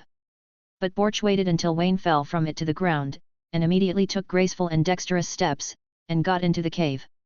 Seeing this, Wayne didn't care to be cautious and followed Borch into the cave together. The interior space of the cave was also very wide. The ceiling of the cave was about 30 meters high from the ground. Some green moss and vines grew on the top of the mountain and the rock wall. Even a golden dragon with a height of more than 10 meters had enough room to move around. However, the green dragon in the cave was obviously not as civilized and intelligent as Borch. As soon as he entered the cave, Wayne was suffocated by the feces piled up in the corner of the cave and the stench of carrion left over from eating. It was a pity that in the world of witchers, dragon dung was just ordinary dung, which had no value at all. Even dragons, except for their dragon teeth, claws, blood, and internal organs, which could be used as magic materials, other parts were similar to ordinary lizards. There wasn't much difference. Borch was not affected by the stench. Hearing the faint roar of the dragon coming from the cave, his footsteps quickened, and he seemed to be filled with anticipation as he moved alongside Wayne. After advancing for more than 20 meters, Borch and Wayne beheld the true master. It was a female dragon with grey-green scales covering her body, measuring only about 6 or 7 meters in length. Coiling her tail and wings protectively, she cradled a half-meter-tall white dragon egg in her arms. Her bloody mouth hung wide open, and her pale yellow vertical pupils watched vigilantly as the person and dragon entered from the cave entrance. Such a defensive posture might have some deterrent effect on ignorant farmers or arrogant soldiers, but as a monster expert, Wayne could clearly feel that this green dragon was very weak and had no resistance at all. It could even be said that she was on her deathbed. It had been about 6 or 7 days since she was poisoned, and the kind of poison administered by the farmer was unknown, causing even a powerful dragon to nearly succumb. The dragon egg she cradled was perhaps the main reason for her survival thus far. Borch and the female dragon locked eyes for about 2 minutes, likely communicating telepathically. Wayne remained silent, observing the legendary dragon's nest with curious eyes. Dragons were incredibly rare creatures, seldom seen even by witchers. In many stories, a dragon's lair often symbolized wealth, and true to that, Wayne spotted the legendary dragon's treasure. Behind the coiled green dragon lay a pile of gold coins and precious stones, forming a small mountain on the ground. Though not an exorbitant amount, there were about 2,000 or 3,000 gold coins of various types, along with numerous rough gemstones. Wayne did a quick calculation and couldn't help feeling a bit speechless. While this treasure might be considered an astronomical figure for ordinary people, for princes and nobles, it could only buy a luxurious manor. He couldn't help but wonder about the purpose of collecting such treasures for dragons who lived in the wilderness, feasting on raw meat and carrion, and never interacting with civilized society. Just as Wayne pondered this question, the golden dragon Borch next to him suddenly seemed to experience a surge of happiness. The elegant creature stood upright, flapping its beautiful golden wings a few times, and letting out a pleasant dragon cry. Chapter 85, Birth of Saskia. After about a few minutes, Borch also recovered from his original excitement, and he suddenly asked Wayne sadly, "Wayne, my friend, she is too seriously injured now, and I don't know how to detoxify or any healing magic. Before you came here, you said that you had a way to heal her. Is this true?" Wayne nodded, and under Borch's gaze, he took out the magic storage bag next to his body, took out a bottle of intermediate healing potion from Azeroth, looked at the green dragons one more time, and took out another bottle. Wayne complied and placed the bottles of healing potions in his hand, showing them to Borch. Seeing this, Borch's tall golden body swayed for a while, and soon he changed back to the human form. He first sighed with emotion. "Wow, a magical storage bag, what kind of strange magic item is this?" Then, he picked up the 2 bottles of healing potions in Wayne's hand, put them next to his nose, smelled them, and asked, "What kind of potion is this? Is it a special potion used by witchers?" Wayne shook his head. He didn't need to think about lies, he just opened his mouth. "Our witcher potion is a powerful poison to other creatures. This is a healing potion I asked for from a druid elder. It can heal physical wounds at an extremely fast speed. There are only 3 bottles, the treasures I keep for life-saving in emergencies. But we are friends, and your mate is also my friend. You should let her drink these 2 bottles of medicine quickly. Although it may not cure her completely, it will relieve her pain." Borch was immediately moved by Wayne's generous and loyal attitude. He picked up the 2 medicine bottles, stretched out his arms to hug Wayne, and said, "Thank you, my friend. I thank you on behalf of Merktabraka and my unborn child. Don't worry, as a friend, I will definitely not let you suffer. After her health recovers, I will definitely return your generosity." The mid-level healing potion from Azeroth is very effective. This is a general-purpose healing potion that can replenish the depleted vitality in the living body. After the green dragon took the potion, the pain in her body got better immediately, and there was a gurgling sound in her stomach. A few streams of foul-smelling smoke were emitted from behind, and most of the toxins in the body were quickly discharged, and the body also showed obvious signs of recovery, which made Borch very happy and surprised at the same time. Although there are potions for healing injuries in this world, none of them can recover so quickly and have such good effects. At the same time, he also understood the preciousness of this potion and became more and more grateful to Wayne. He praised Wayne's potion and promised again that he would reward him generously afterward. Only then was he very happy to get close to the green dragon, as if he couldn't wait to get close to her. And at this moment, whether it was due to the recovery of the mother's injury, the dragon egg held by the green dragon made a crackling sound. Under the watchful eyes of Wayne and the two dragons, several cracks opened on the top of the dragon egg, and soon, a little thing like a puppy, covered in mucus and covered in grey, broke the eggshell, with its head protruding from the hole. It opened its mouth without any teeth, took a breath of the air outside the dragon egg, and then made a puffing sound, and spat out a mouthful of thick saliva at Borch, who was the closest. Seeing the birth of the baby dragon, Borch was even more excited than the green dragon. He danced a few times, then stuck out her tongue, licked the baby dragon a few times, and happily said to Wayne, "Haha, friend, my child is born and I am a father now." Looking at the grey young dragon, since Borch himself didn't care much about becoming a father, Wayne certainly wouldn't say much. He cautiously stepped forward, carefully observed the little female dragon who should be named Synopsis in the future, and then sincerely expressed congratulations and blessings to Borch and the green dragon. Who would have thought that in less than 20 years, the dragon in front of him would grow up and rule Edern, a country composed of multiple races. Accompanied by Yennefer, Gerald successfully sneaked into the dragon hunting team organized by King Nid-Amir. And in the team, he also saw the competitors in this operation, Ake of Dinesl, Dwarf Squads Yarpen Zagrin, and the Kling-Eld Predator Trio. Except for Knight Ake, who has been kneeling on the stone and praying to the sky, the Predator brothers, Dwarves Yarpen and Cliff obviously did not welcome the arrival of the sorceress Yennefer. There was cynicism in the audible voice, and this disgust was quickly transmitted to Gerald. The proud sorceress didn't even look at the rude dwarves and predators, and led by a fat steward named Jelenstiern, she came to the young king's tent. Yennefer was very dissatisfied with Gerald, who was stopped outside the tent as a matter of course. After some negotiations, the sorceress whispered to Gerald, saying, "The king is an arrogant young man, not difficult to deal with, but Gerald, the rude dwarves outside, and the shameless marauders are your opponents. Go, talk to them, learn about their weaknesses, and tell me the news you found after I come out." When Gerald heard this, he looked at Yennefer helplessly. Everyone around him had to do things according to her orders. However, Gerald knew in his heart that this introverted attitude was a kind of intimacy she had with her own people. When facing outsiders such as prince and nobles or wealthy businessmen and ladies, Yennefer would become a gentle, caring, sweet-mouthed friend. He shrugged, not daring to refute Yennefer's order. The time he left without saying goodbye a few years ago hurt Yennefer a lot. She is still in a state of extreme anger, just to accomplish her goal. It didn't explode against Gerald. If he dared to contradict a few words, maybe the female sorcerer would do something right here, using magic to turn him into a mouse running around, or throw him directly into the cesspit, or maybe. Holding his steel sword, Gerald nodded to Yennefer. After the sorceress entered the king's tent, he walked towards the dwarf and the marauder with somewhat reluctant steps. Before he got close, the youngest man among them spat on the ground, cursed a few words in a low voice, and then said to his other companion, "Stepping in horse shit, my luck is too bad. Yesterday it was a stupid shoemaker who thought he poisoned the green dragon, and today a fucking white-haired witcher shows up. What a load of crap, a witcher and a sorceress pairing up, is there anything more disgusting than this?"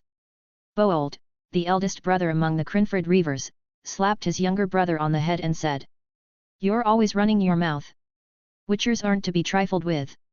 He is wielding two powerful swords, and now they're backed by a despicable sorceress. If you keep it up, we might end up fighting them before we see the green dragon." The dwarf Yarpen laughed loudly, then turned to his fellow dwarves and said, "This king is a cheapskate. He hides in his tent eating venison and beef, then gives us rat meat in the end. Damn it, they won't even let us drink alcohol, yet they expect us to work for them. Humans are as stupid and greedy as ever, especially these inbred nobles. I've never seen a bunch of dimmer bulbs." Chapter 86, Conflict. As a witcher, Gerald has spent 50 years within the northern kingdoms, excluding his 10 years of training at Kaer Morhen. His long life at the societal margins has allowed him to encounter many individuals of noble character, but far more who are despicable and shameless, lacking any moral compass. This isn't entirely their fault. After all, in such a chaotic and unforgiving environment, even if you can refrain from harming others, you have no control over others' actions. Survival often necessitates resorting to viciousness or brutality for your own protection. Those who are overly kind have often been utterly consumed by others. He has become accustomed to all manner of abuse, ridicule, and provocation. These rotten people are like filth on the ground. Engaging with them, stepping on them, would only splatter the filth all over him, causing him nothing but discomfort. Thus, Gerald disregarded the taunts of Yarpen's dwarven squad and the Crinfrid Reavers. He led his steed, Roach, and Yennefer's black mare to the temporary stable, providing them with water and fodder. However, as the saying goes, sometimes colleagues become enemies. While Gerald ignored them, the dragon hunting team wouldn't let him be. The youngest of the Crinfrid Reavers approached Gerald, spat on the ground, and spoke, "White-haired witcher, you'd better warn your sorceress lover that dragon hunting is best left to professionals. Otherwise, she will offend many people." Unfazed, Gerald turned around, his steel sword held firmly in his hand. With his amber cat-like eyes fixed on Bold, he spoke nonchalantly. "Dividing the spoils before we even set off? Slaying dragon is no easy feat. A single blast of dragon fire will char your bones. Certainly, you can choose to offend a powerful sorceress and a witcher with a sharp sword before we embark. This world sees no shortage of fools, and you seem eager to join their ranks. My sole purpose here is to ensure Yennefer's safety. Your clandestine activities hold no interest for me. However, should you attempt to harm this lady, test the metal of my blade and see if your necks can withstand its bite." Had Gerald been alone, he wouldn't have bothered with such a blunt warning, nor would he have participated in this hunter operation at all. But this was about Yennefer. He wouldn't allow anyone to harm her, no matter the cost. Notorious for their ruthlessness across Redania, the three Crinfrid Reavers brothers were no strangers to trouble. Driven by avarice, they dabbled in the shadows, engaging in activities akin to banditry and worse. Bold exchanged a quick glance with his siblings. The unspoken message received, Gar, the second-born, discreetly retrieved a crossbow from their luggage, and loaded it with a bolt, while the youngest, Kenneth the Ripper, already had a honed bony eviscerating knife drawn, concealed behind Gerald. Gerald frowned, surprised by their brazenness and audacity to attempt such a move here. They were mere feet from the king's tent. Any misstep could brand them as assassins, inciting the wrath of the dozens of heavily armed soldiers surrounding them. Despite facing the notorious brothers, Gerald remained fearless. He grounded the scabbard of his steel sword and, with a slow, deliberate motion, used his right hand to draw the hilt, revealing the gleaming blade within.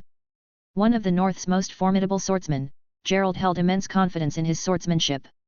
Gerald narrowed his amber cat eyes at the three brothers circling him with predatory intent. While facing multiple attackers was disadvantageous, his blade needed only a single opening to claim a life.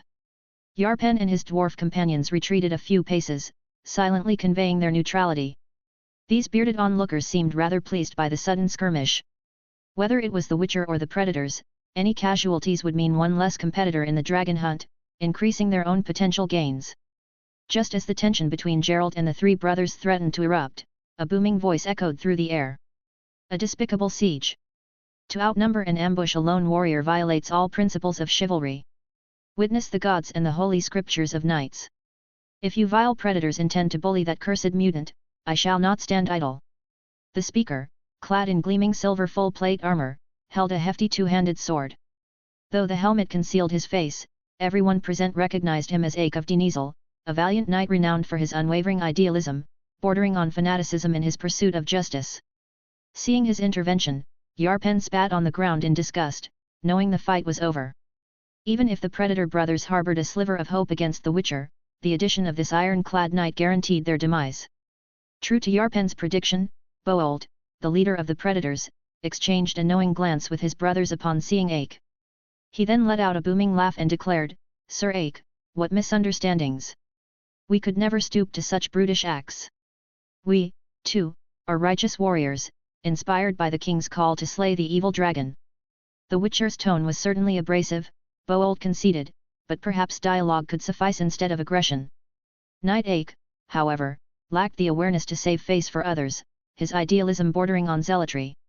"Spare us your deceitful words," he boomed. "Justice is a concept far removed from your kind. It's this very world, rife with selfing liars like yourselves, that has become so corrupted." Ake continued, his voice laced with righteous fury. "While I may view witchers as aberrations, creatures twisted against the divine will, they at least hold some semblance of morality, some capacity to discern right from wrong." He turned his scathing gaze upon the brothers. "You, however, are nothing but mercenary scum. Loyalty, honor, mercy, these noble concepts are mere garbage to you, filthy and worthless. The sight of you twists my stomach. Be gone from my sight. Were it not for the king's decree, I wouldn't share the same ground as you foul creatures. Even the predators, notorious for their lack of shame, bristled under Ake's scathing tirade. But arguing with him was futile. He was like a boulder in a cesspool, immovable, reeking, and utterly impervious to reason. Their current mission, they reminded themselves, wasn't about lining their pockets. It was supposedly about a twisted sense of justice, about protecting the nearby townsfolk from the dragon's wrath. The sheer absurdity of it all rankled. With muttered curses under their breath, the brothers gathered their weapons and slunk away from the temporary stable, seeking solace in the shadows. The official dragon hunt wouldn't commence until King Nidamir gave the order tomorrow morning. Meanwhile, the reconnaissance team from Haler had already embarked on their mission. These seasoned guides, hired by the king, would lead the dragon hunting party to the beast's lair. Chapter 87, Chain Task. In the open space outside the green dragon's lair, Wayne sat by a fire, roasting a wild boar leg with one hand and sprinkling various seasonings and spices with the other, slowly rotating it. Under the roasting flame, a strong smell of meat began to permeate. In order not to treat himself badly when traveling, he had prepared a lot of cooking materials, especially seasonings. Just when he was a little intoxicated by the strong aroma of roasted wild boar legs, a little grey thing like a puppy suddenly stuck out a small head from the nest. Its watery eyes stared at Wayne, to be precise, at the roasted wild boar leg in his hand. It seemed that after a few seconds of hesitation, its appetite overcame its fear. This little guy with delicate scales ran up to Wayne's side with two short legs, tilted its head, and looked at the roasted wild boar legs dripping with oil, letting out a childish sound like a whimper. The dragon clan is worthy of being powerful beasts. Less than 10 hours after crawling out of the dragon egg, this little dragon was already able to run around all over the place. Looking at this little guy, Wayne concluded she seemed to be very greedy for barbecue. Wayne cut a small piece from the barbecue with a knife, squeezed it with his hands, and put it near the little dragon's mouth. The little guy seemed to have inherited the blood of gluttony just like her mother, and without any hesitation, she swallowed the small piece of roast meat in one bite. Oh, oh! The temperature of the barbecue was still a bit high. After swallowing the barbecue, the little guy let out a howl, raised her head, flapped her palm-sized wings, and turned around quickly in a few circles before swallowing it. But soon, the little guy came to Wayne's side again, rubbing her bald head against Wayne's thigh, seemingly fascinated by the smell of barbecue, and wanting to use this flattering way to get more barbecue from him. When Borch came out of the cave, he found Wayne holding his daughter, as if training a dog, scratching her chin with his fingers, and stuffing pieces of barbecue into the little guy's mouth. And the little guy who ate the barbecue also let out a happy howl, apparently conquered by this delicious meat. This is quite normal. Although many sub-dragons eat raw and carrion meat, dragons who can breathe dragon flames usually eat meat after it is scorched with flames. And like Borch, who has been served by the Zarakan tribe for decades, he has become accustomed to eating the cooked food they offer and rarely eats bloody, uncleaned raw meat anymore. When she saw Borch approaching, she immediately jumped out of Wayne's arms and went to her father's side. Borch hugged the little dragon in his arms with joy and gently stroked her head. With a sincere and loving expression on his face, Wayne handed Borch a large bunch of grilled pork ribs, watched him feed the little dragon little by little, and liked this kind of warm scene in his heart, so he asked, "My friend, what are you thinking? Now that Murktabraka's injury has started to improve, we don't have to wait for the dragon hunting team to arrive before we can leave here. What are you going to do?" Borch frowned and thought for 10 seconds, then looked at the cute little dragon in his arms and, "I originally wanted to leave here and have nothing to do with these humans anymore. However, as a husband and father, if I just leave like this, how should I explain it to my wife and children when I recall this incident in the future? Tell them their father and husband is a coward." Wayne nodded, non-committal, and asked softly, "So, do you want to fight?" Borch nodded firmly, but he still maintained his rationality. He looked at Wayne and said, "I don't want to cause the death of innocent people, and I don't want to cause disputes between different countries and incite wars. If possible, my friend, I hope you can bring those who want to slay the dragon and kill my wife here. I can have a fair duel with them, and I will defeat them and prove my ability and courage." After Borch finished speaking, Wayne suddenly heard a system prompt in his brain. Ding! Save the green dragon, Murktabraka has been completed, triggered the chain task, husband's dignity, expert level. Accept/decline. As a reminder, Completing all quest chains will improve the quality of quest rewards, and all rewards will be issued after the quest is completed. After hearing the system prompt, Wayne only considered for a few seconds before accepting the task. Whether it's to maintain the friendship with Borch or to improve the rewards of the following tasks, he has to take this task. Although Wayne also wanted to see what treasures would be unearthed from the master-level treasure chest, he was a patient person and could bear it. After thinking about it for tens of seconds and recalling the general plot in the original book, Wayne nodded and said to Borch, "No problem, my friend. You stay in the cave and take care of your wife and child.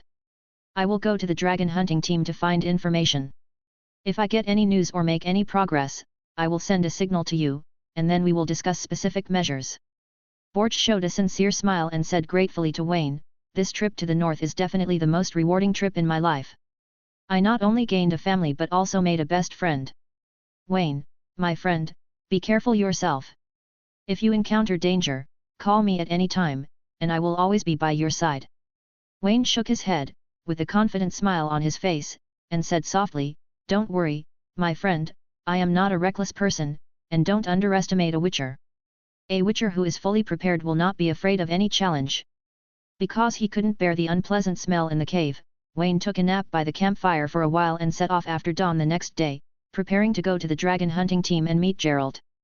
On the side of the dragon hunting team, although their night was very peaceful without any accidents, hidden under this tranquility were countless intrigues and alliances of interests. Although Gerald became Yennefer's guard, the sorceress at this time was very keen to see her ex-boyfriend defeated because of the anger in her heart. At night, the two lived in the same tent, and Yennefer also wore very sexy and revealing clothes, but before going to sleep, she raised her hand and cast a transformation magic on the white wolf. She turned the famous witcher into a watchdog covered in white fur and placed a barrier on his bed so that the poor Gerald could only watch the night in the tent and could not approach the bed. It wasn't until the next morning that the sorceress undid Gerald's spell after taking a bath in the tent. Gerald suddenly felt a surge of energy coursing through him as the magic began to dissipate. Regarding the interesting interaction between the two couples, since the sorceress arrived at the dragon hunting camp, the most nerve-wracking aspect wasn't the Yarpen dwarf team, which had already made some kind of secret agreement with the sorceress, but rather the three brothers who were not easy to mess with. Although these three brothers were well known in Redania, they were fierce figures, famous for hunting ferocious beasts such as dragon lizards and sub-dragons. However, with the decline in the population of these large reptiles over time, their job opportunities dwindled. They were accustomed to lavish lifestyles, including indulging in eating, drinking, whoring, and gambling, which led them to accumulate substantial debts. Among all the members of the dragon hunting team, the three brothers valued their job the most and were the most eager to monopolize the wealth from the dragon's nest. However, they were not foolish. They recognized the formidable competition within the team, including the guard of King Need Amir, the strong dwarf team, and the mutant team composed of sorceress and witcher. These strong competitors would not allow them to succeed easily. Even the thought of claiming the treasure in the dragon's nest was premature, as they had merely located it.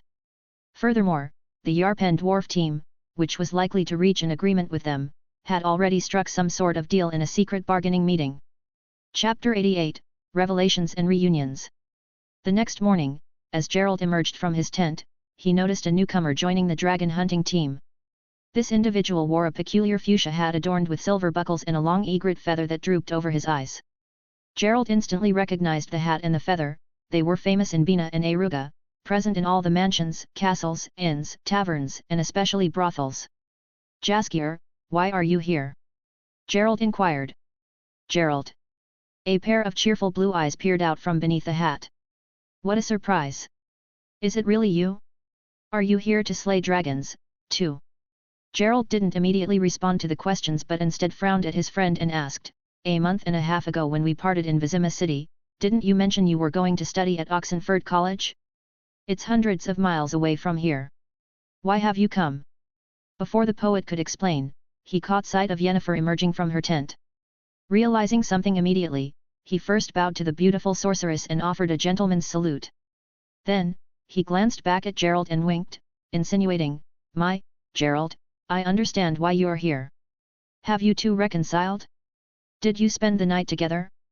Has Yennefer forgiven you?" Jaskier brazenly posed these three questions. Upon hearing this, Yennefer shot Jaskier a steely glance, raising her finger slightly. The poet student suddenly choked and began coughing violently, covering his throat in distress. The sorceress glared at Gerald before departing with graceful steps, heading for the king's tent. Only after her figure disappeared did Jaskier's complexion begin to improve. He walked to Gerald's side with lingering fear, patting his shoulders sympathetically. Yennefer still has that fiery character. Dealing with sorceresses is not for the faint of heart. Only you witchers seem capable of handling their love, much like Wayne. Speaking of Wayne, is he here too? Did he find himself in a sorceress' tent as well? Gerald looked at the unrepentant and full-mouthed Dandelion with a pained expression. Recalling his humiliation the previous night, he knew he couldn't let Jaskier know about it, or he'd be ridiculed for years to come. So, he quickly changed the subject. You haven't explained why you're not at the academy but here in Haler. Jaskier raised his head proudly, adjusting his mustache. Do you not recognize who I am? I am the most talented bard and poet of this century. I completed all the studies for the first half of the year in less than a month, obtained the necessary credits, and resumed my creative journey. A week ago, I heard about the dragon hunt and rushed to Haler. I was supposed to accompany the king and document the entire event, weaving it into an epic poem for future generations to sing. However, the day before departure, a beautiful widow sought my help with her troubles. When I awoke in her bed the next day, the sun was already setting. The widow was so captivating that I missed my meeting with the king. By the time I attempted to rush over myself, the young king had already departed, and the guards wouldn't let me through without proper authorization. Jaskier shook his head in a feigned display of ignorance. What a bumbling fool I was, nearly causing the greatest poet of this century to miss such a momentous event. Am I destined to be the troublesome character in every tale? Listening to Jaskier's incessant chatter, Gerald felt somewhat helpless, but he couldn't deny the comfort of having a friend like him, who was always enthusiastic and lively. Do you know the whole story? Gerald inquired. About the green dragon and why a king was involved. Jaskier raised his eyebrows, laughing confidently. Do you even need to ask? I am a renowned poet and bard. Whenever a major event occurs in the northern kingdoms, I make it my business to be there.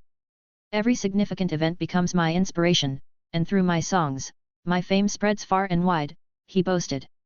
Gerald, slightly overwhelmed by Jaskier's grandiosity, patted his poet friend on the shoulder. Get to the point, please. Enough of the nonsense. Seeing Gerald's impatience, Jaskier abandoned the idea of playing his lute and got straight to the point. The situation is simple. About a week ago, a dragon descended near the city of Haler. Its body was massive, equivalent to 3 horses. It swooped down upon a shepherd's flock, causing panic among the herd. It devoured 4 sheep, killed several more, and then flew away with their carcasses. Gerald nodded. And then? Jaskier continued. Of course, that's not all. The next morning it returned, this time venturing closer to the city. It swooped down upon the washerwomen on the banks of the Beulah. My friends, they fled in terror. I have never witnessed such a comical scene in all my life. The dragon circled twice over the city of Haler, then proceeded to nearby pastures to attack the sheep. What panic and confusion it caused! You see, just the day before, no one believed the words of the shepherds. The mayor began mobilizing the militia and guilds in the city, but before he could organize the people, they took matters into their own hands. Gerald furrowed his brow. He found it hard to believe that ordinary people could contend with a dragon soaring through the sky. How was it resolved? He inquired. With a rather commonplace method, Jaskier explained. A shoemaker named Kozoid devised a plan. They slaughtered a sheep and stuffed its stomach with sunflowers, belladonna, hemlock, sulfur, and resin from the shoemaker's workshop. As an extra precaution, the local apothecary added 2 quarts of boiled potion. They then tethered the sheep to a stake and placed it among the flock. Nobody truly believed the dragon would choose this foul-smelling, deceased sheep out of 1,000 others, but as it turned out, that's precisely what it did. While the rest of the flock remained unharmed, the dragon devoured the bait along with the stake. Jaskier's information was vivid and detailed, likely based on first-hand observation. It didn't take long, about as long as it takes a skilled man to undo a woman's corset, before the dragon roared, emitting smoke from its mouth and rear. Then it collapsed, attempting to fly but stumbling and falling. 2 individuals volunteered to check if it is still alive.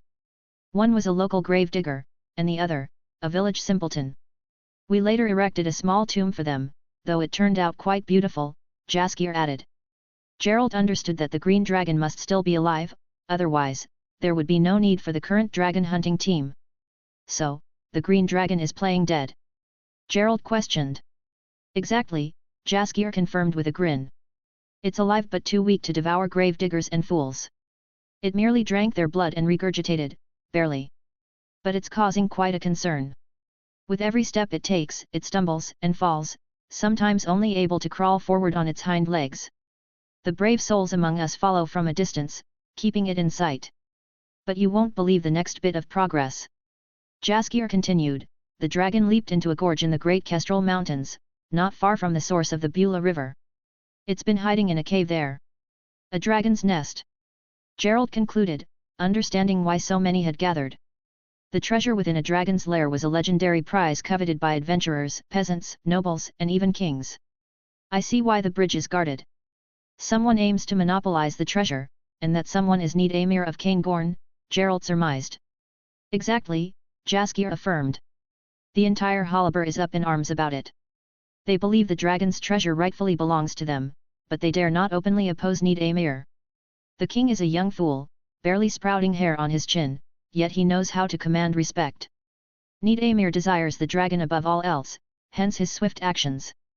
Upon hearing this, Gerald frowned, glancing back at the magnificent king's tent with a sense of puzzlement. I doubt a king would go to such lengths to slay a dragon for a mere illusion of treasure. Is there another reason? Gerald questioned. Saskia smirked knowingly. As a renowned poet, he possessed insights beyond the ordinary folk. I believe his interest lies more with the dragons than the treasures. Consider this, Need Emir has long coveted the principality of Meruel. Following the mysterious demise of the prince, only one marriageable princess remains. However, the nobles of Meruel are skeptical of Need Emir and other suitors. The reason being, that they know the new ruler will likely diminish their influence. Moreover, the young princess lacks the temperament to handle such a situation. Hence, the court ministers unearthed an ancient prophecy, claiming that only the one who conquers the dragon shall claim the crown and the princess's hand. Need Emir initially disregarded such prophecies, opting to pursue Meruel through force. However, upon hearing of a dragon plaguing Haler, he saw a golden opportunity. Returning to Meruel with the dragon's head would elevate him to divine status in the eyes of the people, quelling the discontent among the powerful. Therefore, he's fervently seeking the dragon, as if a cat hunting a mouse. Moreover, given the dragon's weakened state, Need Emir views it as a stroke of luck, a sign of destiny in his favor. Truly diabolical. Gerald listened to Jaskier's explanation, frowning with a resigned sigh. Once again, politics entangled itself in the affairs, this time revolving around the struggle for the throne.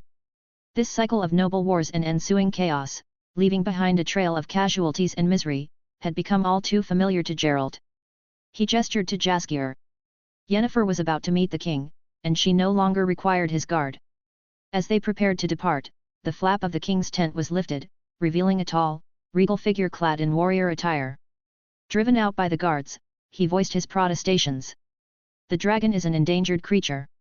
Slaying it will only invite disaster upon us. Numerous precedents attest to this fact. As a king, you ought to grasp this truth, rather than disrupt the natural balance for personal gain.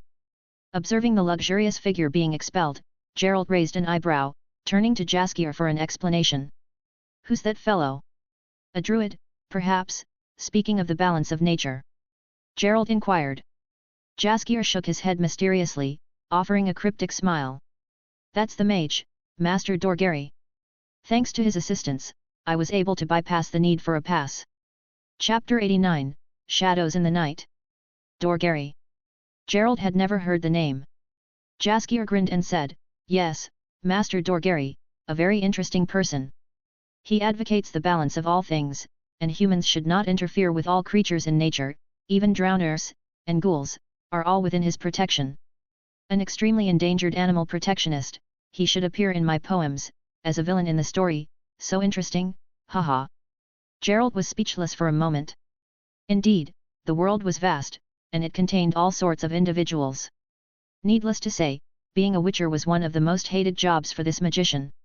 He glanced at the magician who was still chattering outside the king's tent, and hurriedly dragged Saskia into Yennefer's tent, so as not to be caught by this guy's tail and entangled, and it would be too troublesome. Yet, Gerald couldn't help but ponder the current status of mages and sorcerers. Even if they face kings and nobles, they will not have any fear. They have the most powerful warlock brotherhood in the northern continent to support them.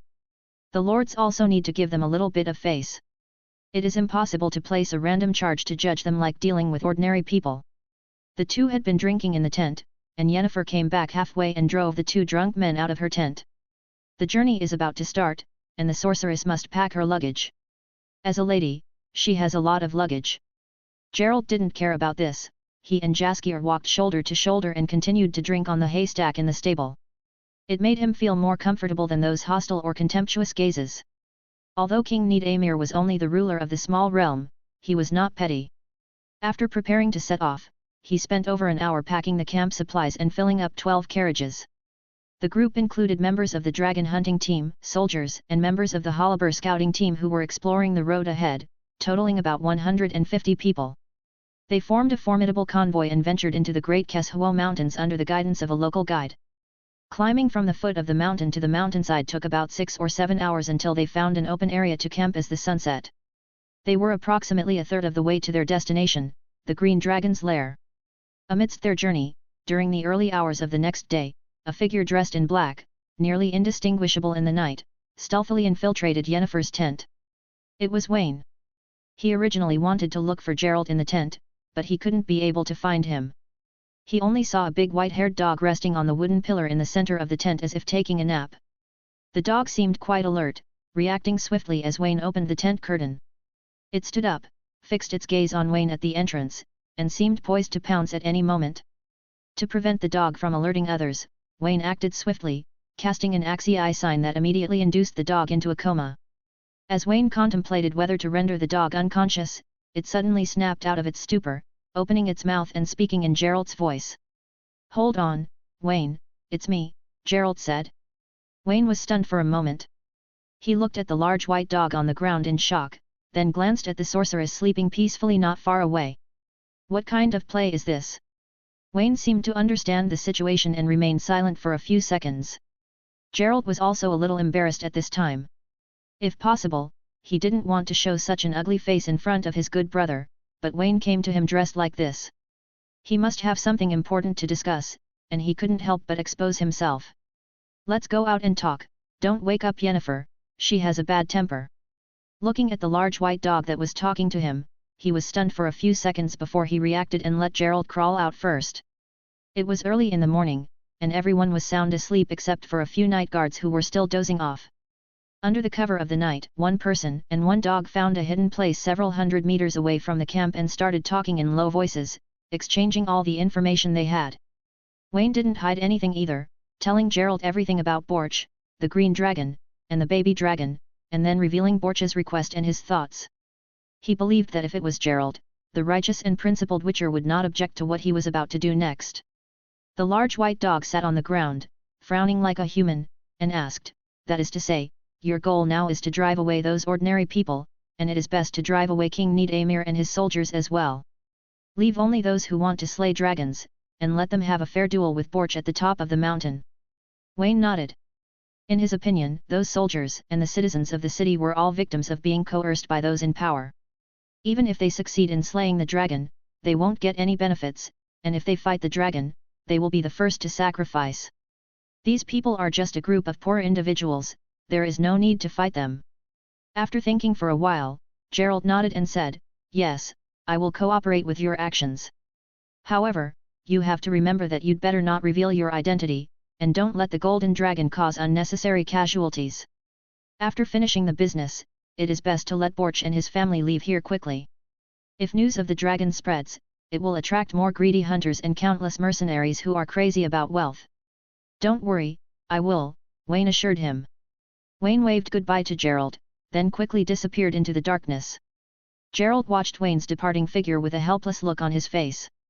He sighed and quickly ran back into Yennefer's tent on all fours. Tonight was destined to be restless, he wanted to stay by Yennefer's side and protect his goddess. Half an hour later, the entire camp suddenly became chaotic. Guards on duty ran around shouting in horror. "It's on fire! Come and put out the fire! Our supplies are all burned! The stables are on fire, and many horses are killed!" There must be traitors. We have been attacked. Someone is trying to prevent us from going up the mountain. When Gerald and Yennefer, who had been dispelled, walked out of the tent, they saw a chaotic scene. Some people were busy fighting the fire, some were chasing fleeing horses, and some soldiers were hastily getting dressed, equipped with weapons, guarding outside Nidamir's tent, fearing an assassin would rush out and assassinate their king. In this chaotic scene, the young king dared not show up casually. Only the overweight and disheveled overseer, Jelensteen, was trying to maintain order in the camp. It was a pity that they were halfway up the mountain, and the nearby water source was seriously insufficient. There wasn't enough water to fight the fire, and it was night. In the deep mountains and old forests, no one dared to run around because such individuals were likely to become the rations of wild beasts and monsters. By the time the sun rose and they frantically put out the fire, more than half of the entire camp had been burned. Especially affected were the food, horses, and carriages. Most of the journey's materials had been lost in the fire. It was a huge blow to the dragon hunting team who were still in high spirits yesterday. Chapter 90, The Way Forward is Blocked. After the chaos subsided, the atmosphere in the camp became tense and suspicious. Many were wary, suspecting traitors among them, and casting suspicious glances at each other in an attempt to identify the culprits. Some speculated that members of the scouting team were responsible, as city militias and guilds were mobilizing troops to enter the mountains. Hindering King Nidamir's progress could allow them to seize the dragon's treasure. Others pointed fingers at Mage Dorgeri, citing his radical beliefs in the balance of all things. He preached against hunting the green dragon, and the rapid spread of the fire suggested magical involvement. There were also suspicions directed at the dwarf squad, the three brothers, or even Yennefer. Their power could eliminate obstacles without needing many supplies, potentially allowing them to proceed with dragon hunting unhindered. However, amidst the speculations, it was King Nidamir who harbored the most frustration. In his opulent tent, he sat furiously on his throne, glaring at the kneeling Jelensteen whose forehead dripped with sweat. "You incompetent fool! Your negligence has ruined our entire operation," the young king seethed. "With no food or horses, how do you expect my soldiers to proceed with the dragon hunt?" Jelensteen wiped the sweat from his forehead and tentatively looked up at the monarch's expression before making a suggestion. "Your Majesty, why don't we hurry and send someone to Haler city to buy supplies? It only takes a day or two to go back and forth." Nidamir's dissatisfaction was evident as he angrily retorted, "It's a free city, not my territory. I can't order them. The guild and militia in the city are also eyeing the dragon's treasure. Do you think they'll sell us horses? And if this drags on for a few more days, the dragon might have already flown away." Jelensteen swallowed nervously and proposed again, "Then why don't we discard the extra supplies, pack lightly, and have the soldiers march up the mountain? We can resolve this matter quickly, Your Majesty." Nidamir's anger flared, and he kicked the fat manager angrily, shouting, "Do you want me to hike up the mountain like a farmer? Without those supplies, if something happens to us on the mountain and we're stranded, it won't take 4 days, but 5. My hungry soldiers will abandon me, and the nobles under my command will be killed. I'll find another puppet to take my place. Retreat, withdraw all our forces. I've said it before, Meruel's throne is mine. There's no need to venture into the mountains to hunt down that damned dragon. I have cavalry and infantry in Kaer Morhen, enough to fight against their troops. They'll eventually recognize my legal status. As long as I carve a bloody path, they'll acknowledge me. As for their princess, the fat cow, I won't grow old with her. As long as I use her to bear my child, I can dispose of her in the old courtly way. I have said enough, Jelensteen, it's time to carry out my orders. Let our people withdraw before entering the great mountain range. I shouldn't have listened to your suggestion to participate in this damn dragon hunting. But Your Majesty, the people of Meruel believe in that prophecy." The fat steward Jelensteen wanted to say something more but was mercilessly interrupted by the young king. "Shut up, I don't need that prophecy or the support of the people. As long as I defeat their army, the throne is mine. Follow my orders, retreat now, hurry up, or I'll let the soldiers whip you hard." Although the young king's wisdom is not outstanding, his action is not weak. Following his retreat order, more than half of the originally mighty dragon hunting team left in the blink of an eye. Only the 8 scouts led by the shoemaker Kozojed, the 3 brothers, Yarpen the dwarf and his bearded men, the knight Ake, Gerald, Yennefer, Saskia and Master Dorgeri remained, totaling just over 20 people. These people are either for wealth, fame, belief, or their own ulterior motives, and none of them intend to withdraw. Without the encumbrance of the large troops, their speed increased significantly. In less than half a day, they walked most of the mountain road and arrived at a simple stone bridge on the upper reaches of the Beulah River. Looking at the dilapidated and crumbling stone bridge, the three brothers who were walking at the forefront of the team suddenly hesitated. Bold, the eldest, looked back at the dwarf Yarpen and said with some hesitation, "Hey! Dwarf friend, this bridge doesn't look very strong. Can it bear the weight of horses and men?" Yarpen did not answer. Instead, he looked at Kozoid, the oldest member of the reconnaissance team. Being a shoemaker in his 40s, Kozoid had lived in the area for the longest time and was likely the most knowledgeable about the mountain terrain. After pondering for a moment, Kozoid spoke up, "This stone bridge was built by trolls in the past. They intended to collect tolls here, but due to the sparse traffic in these deep mountains, they eventually abandoned it. It should be decades old, but trolls are known for their sturdy craftsmanship." Seeing the uncertain expressions of the group, Kozoid continued, "Of course, you can choose to take another route along the mountainside, which will add about 2 days to our journey." However, neither Kozoid nor the young men of the scouting team were willing to test the bridge's safety firsthand. No one wanted to risk their lives for the sake of others' assurance of safety. Yet, among the group, there was one knight, Ake, who placed more value on faith than life itself. Whether he had overheard the discussion or not, he shouted, "The gods will protect me, and justice will triumph over evil." Without hesitation, Ake spurred his warhorse and galloped across the stone bridge at a breakneck speed. His heavily armoured mount's hooves hammered against the ancient stones, dislodging gravel that tumbled down into the depths of the cliff and into the rushing waters of the Beulah River below.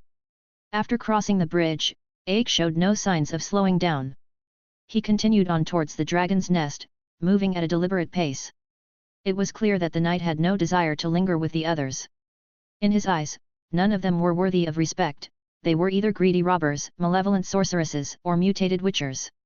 Using this obstacle as an opportunity, Ake broke away from the group, seeking to uphold the justice he believed in within his own heart. The three brothers were initially terrified but breathed a sigh of relief upon witnessing the Ike knight's safe passage. Unbeknownst to them, Wayne had sabotaged the bridge the previous day, rendering it impassable for others. Wayne's intention was twofold: to dissuade Need Amir from persisting in the dragon hunt and to isolate those aiming for the mountain's summit. However, Wayne didn't anticipate that Knight Ake would successfully charge across the bridge, whether due to luck or divine favor. Unfortunately, shortly after Ake's daring crossing, accompanied by ominous creaks and cracks, the ancient stone bridge, constructed by trolls decades ago, collapsed into rubble, plummeting into the river below. This dramatic event unfolded before the eyes of Wayne and Borch, who were concealed near the mountain's peak.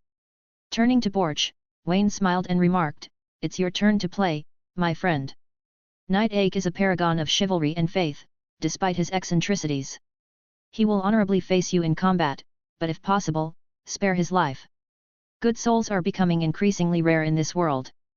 Borch chuckled, nodding in agreement. "You handled the situation deftly, my friend. Those who still pursue dragon hunting now deserve the consequences. While Ake may be revered among your northern brethren, he may be seen differently by demi-human races or other less conventional creatures. Knight Ake may appear noble to some, but to others, he's nothing more than a merciless executioner. In his narrow worldview, only a select few races are deemed worthy of survival, while the rest are considered expendable." Chapter 91, Knight Ake. As Gerald and the others grappled with their predicament at the broken bridge, Knight Ake, leading the way, had already forged ahead across the hillside and arrived at a small, flower-strewn meadow. Contemplating his next move, whether to traverse the open expanse and pursue an alternate path to the cave atop the mountain, Knight Ake was suddenly interrupted by a resonant sound akin to a brass horn. "Knight Ake of Dinesl, I am Villain boomed a voice, as a colossal golden creature descended from the heavens and alighted gracefully amid the meadow, mere meters away from the knight. Extending its wings and adopting a dignified stance, the creature continued to speak. "I implore you to proceed no further," it declared. "At the end of this path lies the cave where my beloved resides. As her guardian, it is my solemn duty to protect her. Anyone who ventures forth shall be deemed my adversary. In defense of my kin, I will engage them in honorable knightly combat, using only traditional weaponry, no magic. We shall duel until one yields. Knight Ake, I beseech you to reconsider your course of action. Will you forsake this endeavor?" Knight Ake, taken aback by the telepathic communication and the unprecedented sight before him, found himself momentarily bewildered. In his 2 decades of monster hunting, he had never encountered a dragon adorned in resplendent golden scales, nor had he encountered a creature of such refined eloquence. Yet, his momentary bewilderment swiftly gave way to resolute conviction. Pushing back his visor to reveal his determined countenance, the towering knight in heavy plate armor bellowed to the golden dragon. "Evil dragon, before you stands Ake of Dinesl. I am the instrument of the god's will. My mission is to slay the dragon and safeguard the innocents here. Since you have chosen to defend your mate, I shall not yield. We shall engage in a noble knightly duel." The golden dragon, emitting a sigh that sounded strangely human, swiftly assumed an offensive stance, its golden scaled form poised for combat.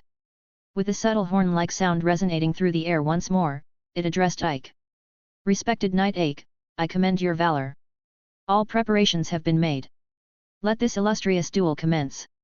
On the battlefield, Ake wasted no time. He fervently invoked the gods he revered, entreating their divine blessings, while simultaneously raising his spear in a gesture of respect toward the golden dragon. This was to be a duel of honor, a testament to chivalry and bravery, regardless of its outcome. Wayne, observing from his concealed vantage point on another hill, couldn't help but marvel. This was a knight of unwavering faith, embodying the true essence of knighthood, far surpassing those who lacked honor. With his prayers concluded, Ake lowered his visor, fixing his gaze upon the massive golden dragon through the narrow slit. Adjusting his breathing, he urged his steed onward, gripping the reins tightly as he leaned forward, spear pointed ahead and charged towards the formidable beast with unbridled determination. The horse surged forward with remarkable speed, its heavy form clad in armor resembling a metallic juggernaut in motion. With a single rider and horse, Ake bore down upon the golden dragon with unstoppable momentum. Yet, to Ake's astonishment, the golden dragon did not retreat or attempt to evade his formidable assault. Instead, it met his charge head-on, hurtling towards him with equal fervor. Observing the situation unfold, Ake swiftly altered his course at the final moment, raising his lance high above the horse's head as he soared past the dragon while standing on the stirrups. With all his strength, he thrust the spear toward the giant beast's head, aiming to deliver a fatal blow and end the terrifying monster with a single strike. However, the massive golden dragon displayed an unexpected burst of agility, swiftly veering sideways to evade the stab with impeccable precision. With graceful movements akin to a whip, its colossal form arched back, slicing open the belly of Ake's mount with a devastating swipe. The horse let out a pained whinny as it stumbled and fell, unable to withstand the force of the attack. Undeterred, Ake maintained his grip on the spear even as he was dismounted. With a deft motion, the dragon's claw plucked him from the saddle, launching him into the air.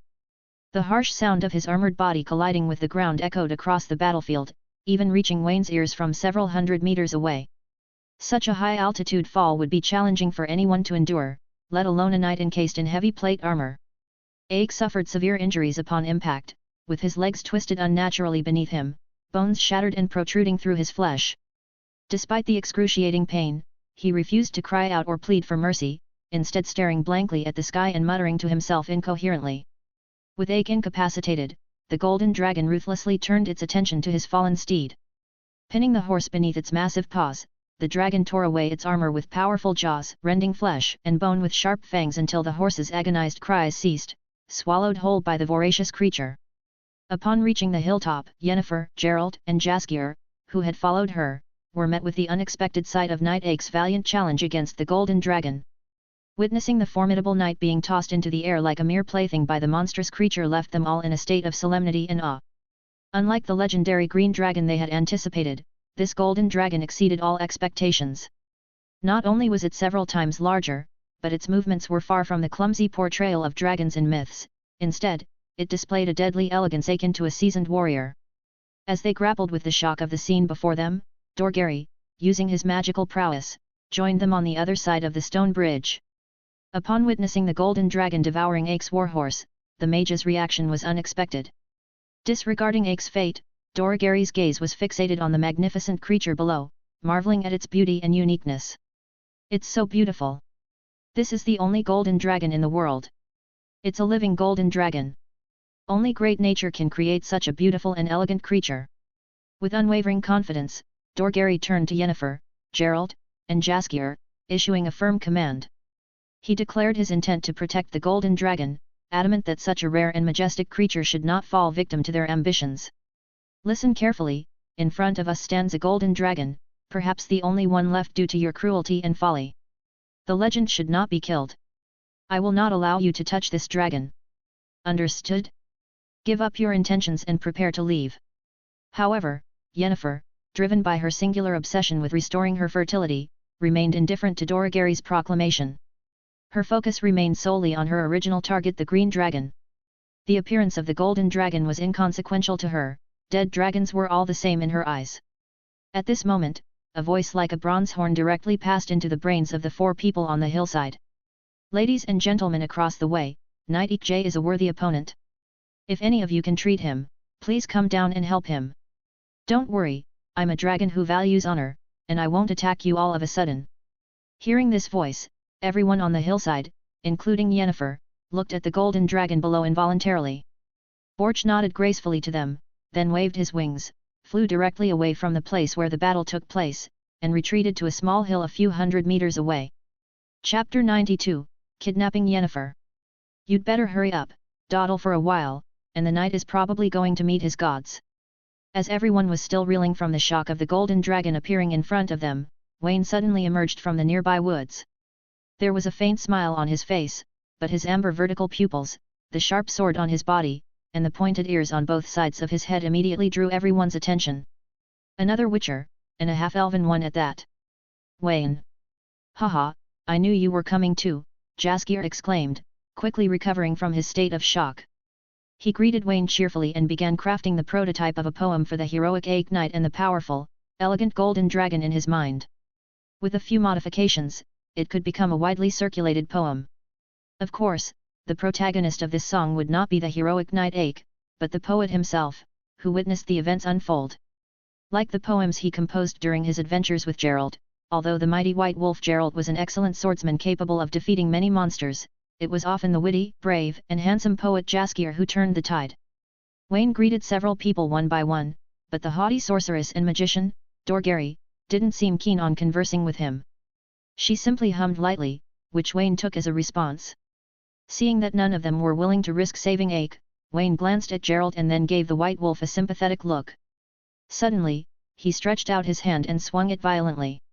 A light blue chain flew out of his cuff, directly binding the sorceress Yennefer, who was not paying him any attention, nearby.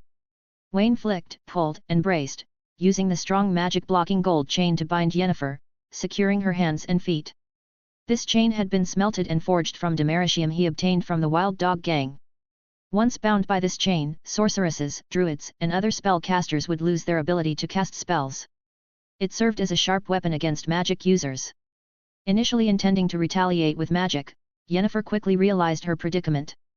Stripped of her spell-casting abilities, she was rendered helpless like an ordinary woman, unable to break free from the chain's control.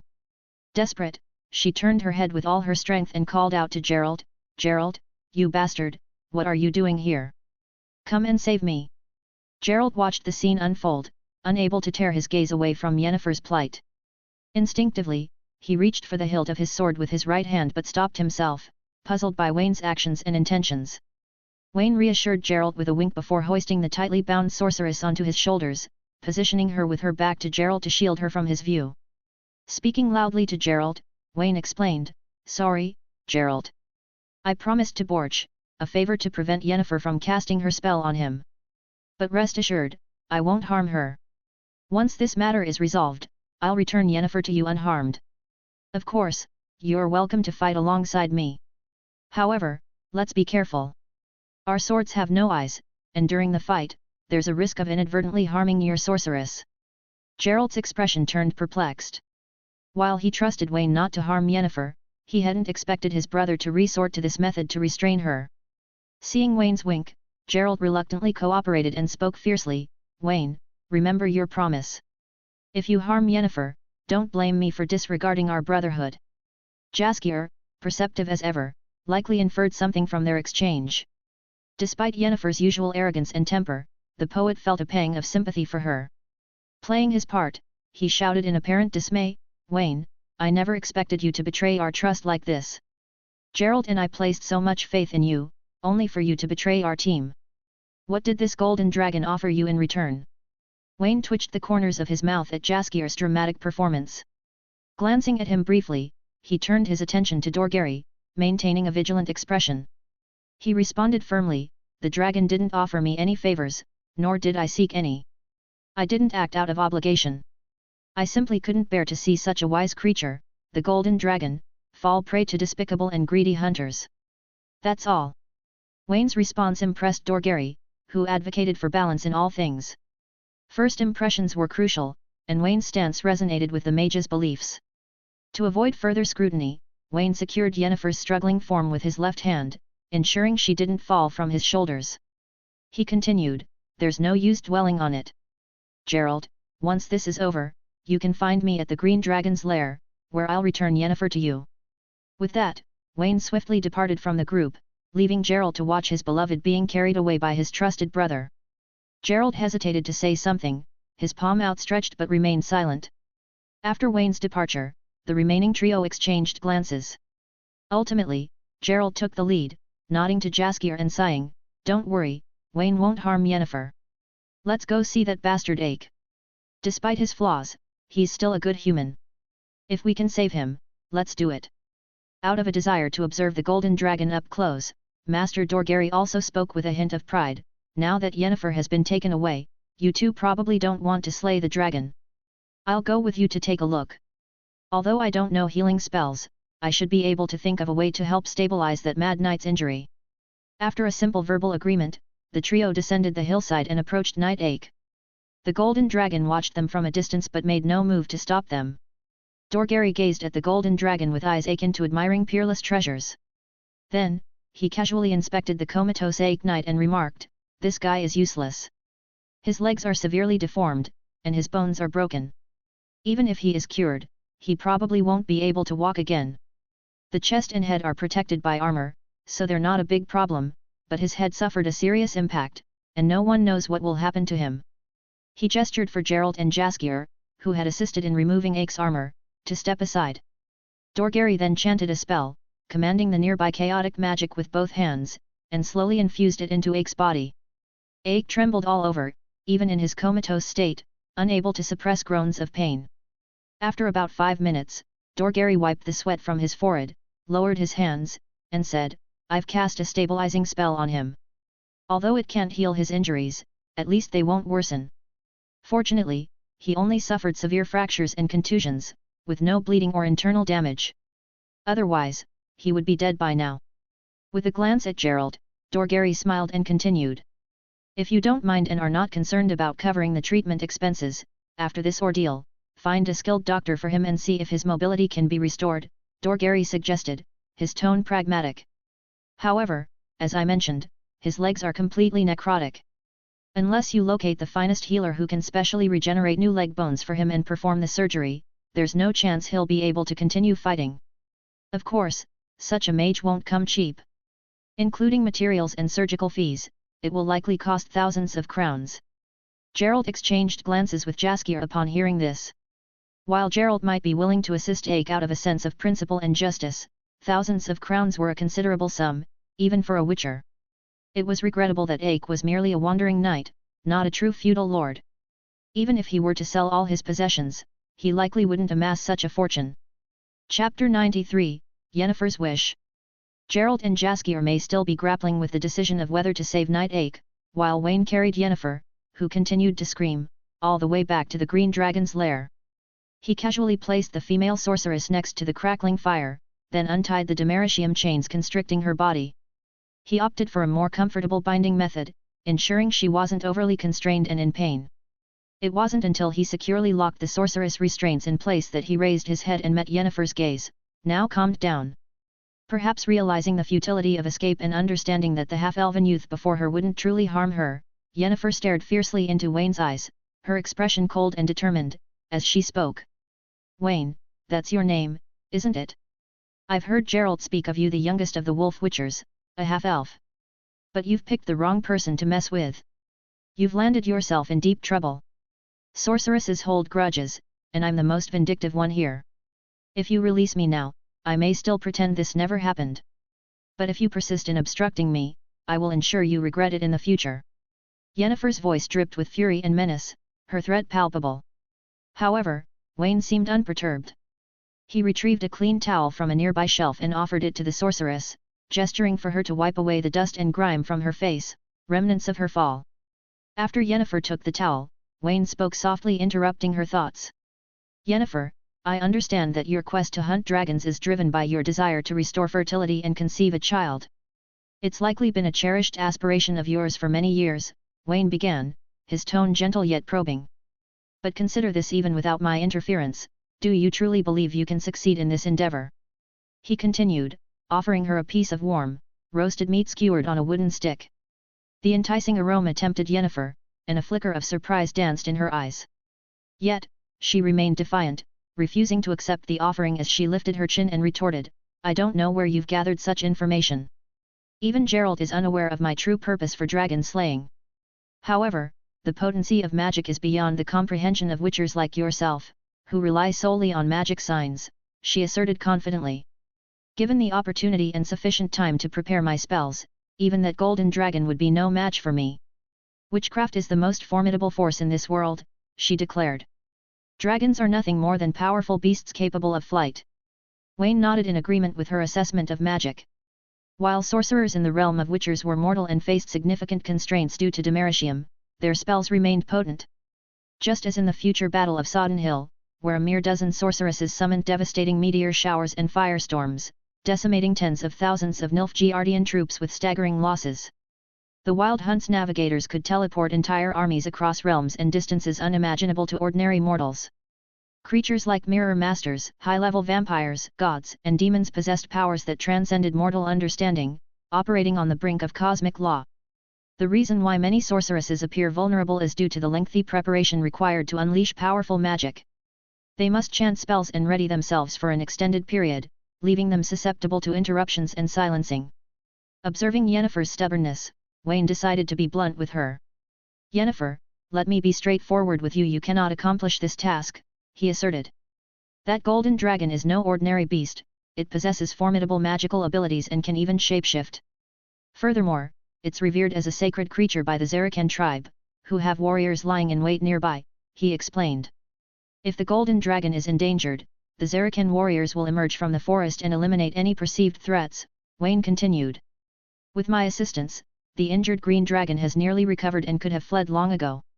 But she remains here because the golden dragon refuses to abandon her in despair, opting instead to confront those who seek to harm his mate. Locking eyes with Yennefer, Wayne's tone turned serious. Even if I were to step aside, you would either be defeated by the powerful golden dragon, seriously injured, or worse, he warned. Alternatively, you may face the wrath of the Zarakan warriors for harming their revered creature.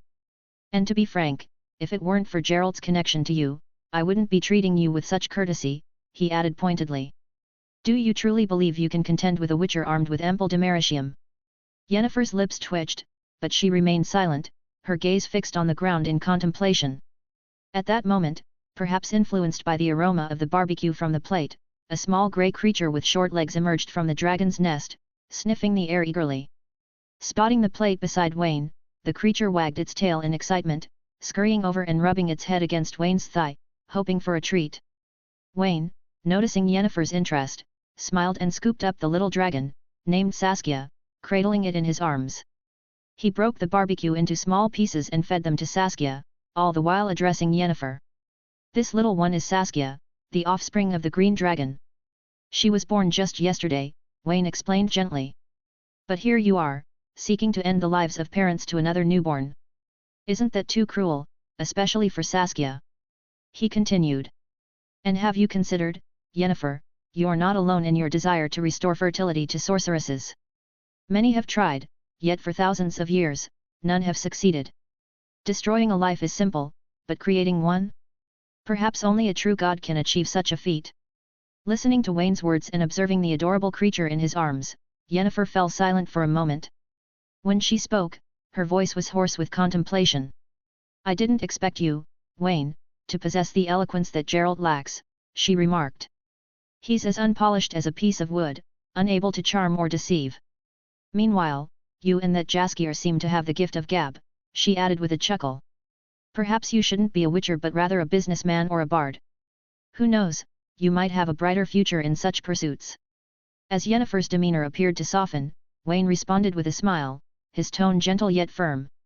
Perhaps so, but Kaer Morhen has been my home since childhood.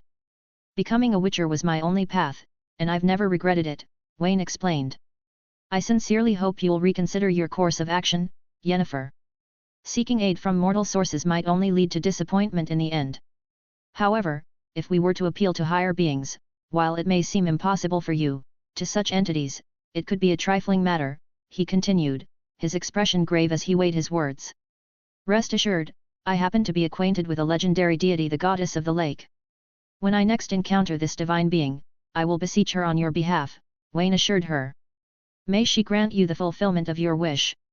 Yennefer was taken aback by his words, a glimmer of hope sparking in her previously disheartened heart. She gazed at Wayne, her lips pressed together in a mixture of anticipation and gratitude. The legendary goddess of the lake? I've read about her in numerous texts, she murmured softly.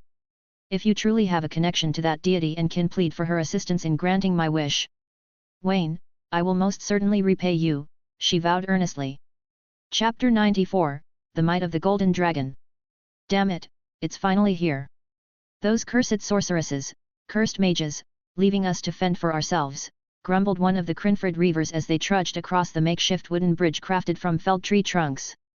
Just over an hour ago, when the stone bridge constructed by the trolls collapsed under the Ache Knight's actions, the sorceress promptly utilized magic to open a short-distance portal, whisking Gerald and Saskia across to the other side while they were momentarily distracted.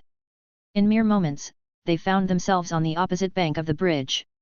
Shortly thereafter, the magician Dorgary also employed floating magic to silently transport himself to the opposite side, leaving behind only the Yarpen dwarf squad, the three brothers, and the scout team. They remained stranded on the broken bridge's side, helplessly watching their companions depart, their hearts filled with anxiety but resigned to their predicament. Thankfully, the dwarves possessed axes suitable for felling trees, and the brothers carried ropes for binding. With the aid of the sturdy youths from the scouting team, they labored for hours, utilizing the fallen trees to construct a temporary wooden bridge spanning the shattered remains of the stone one. In a race against time, everyone exerted themselves to the utmost, drenched in sweat and wearied like hounds after a long chase. Yarpen wiped the sweat from his beard, silently cursing Yennefer's callousness. There had been an agreement between the sorceress and the dwarves. Their initial pact had been to capitalize on the news of the dragon's hoard to market the gems amassed by wealthy dwarves over the years as treasures from the dragon's nest.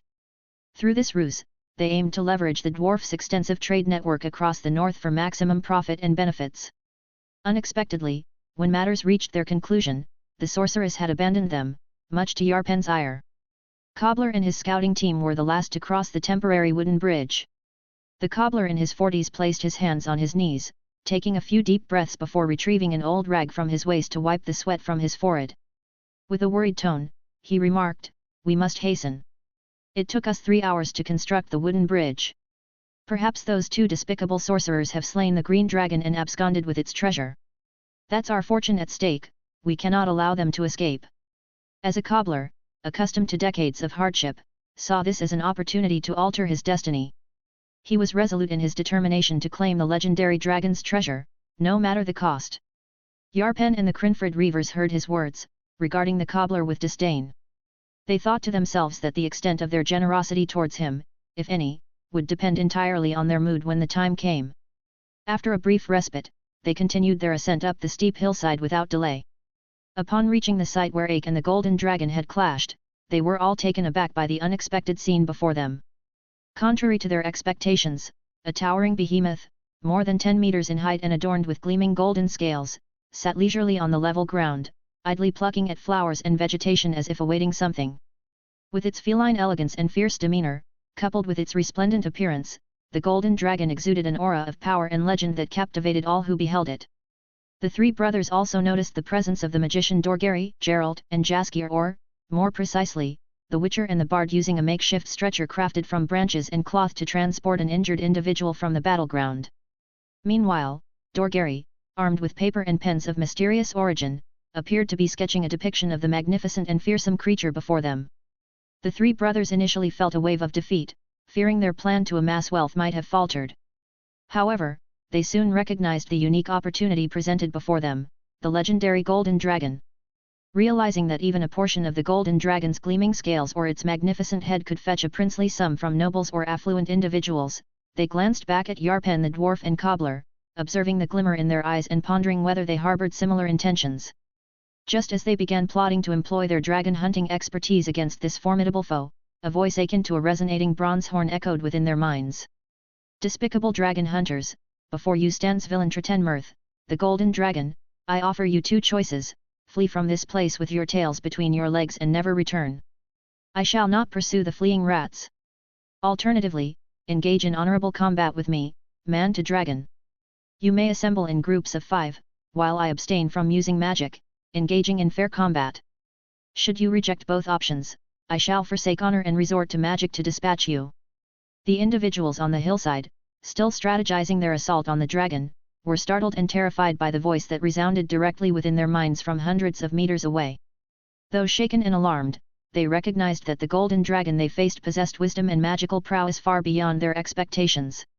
In such unforeseen circumstances, prudent hunters would opt for a temporary retreat rather than risking a confrontation. However, consumed by greed, both the Crinford Reavers and Cobber's scouting team remained fixated on their plans to eliminate the valuable dragon, blinded to the immense power wielded by magical beings like the golden dragon. Yarpen, the wise and knowledgeable dwarf, understood the folly of attempting to confront such a creature with only a small group. Yet, he refrained from warning the looters and shoemaker, recognizing that legends often paled in comparison to reality, and allowing them to test their own fates might prove instructive. After a brief discussion among the group, Yarpen and his fellow dwarves opted to remain atop the hill, watching from a safe distance.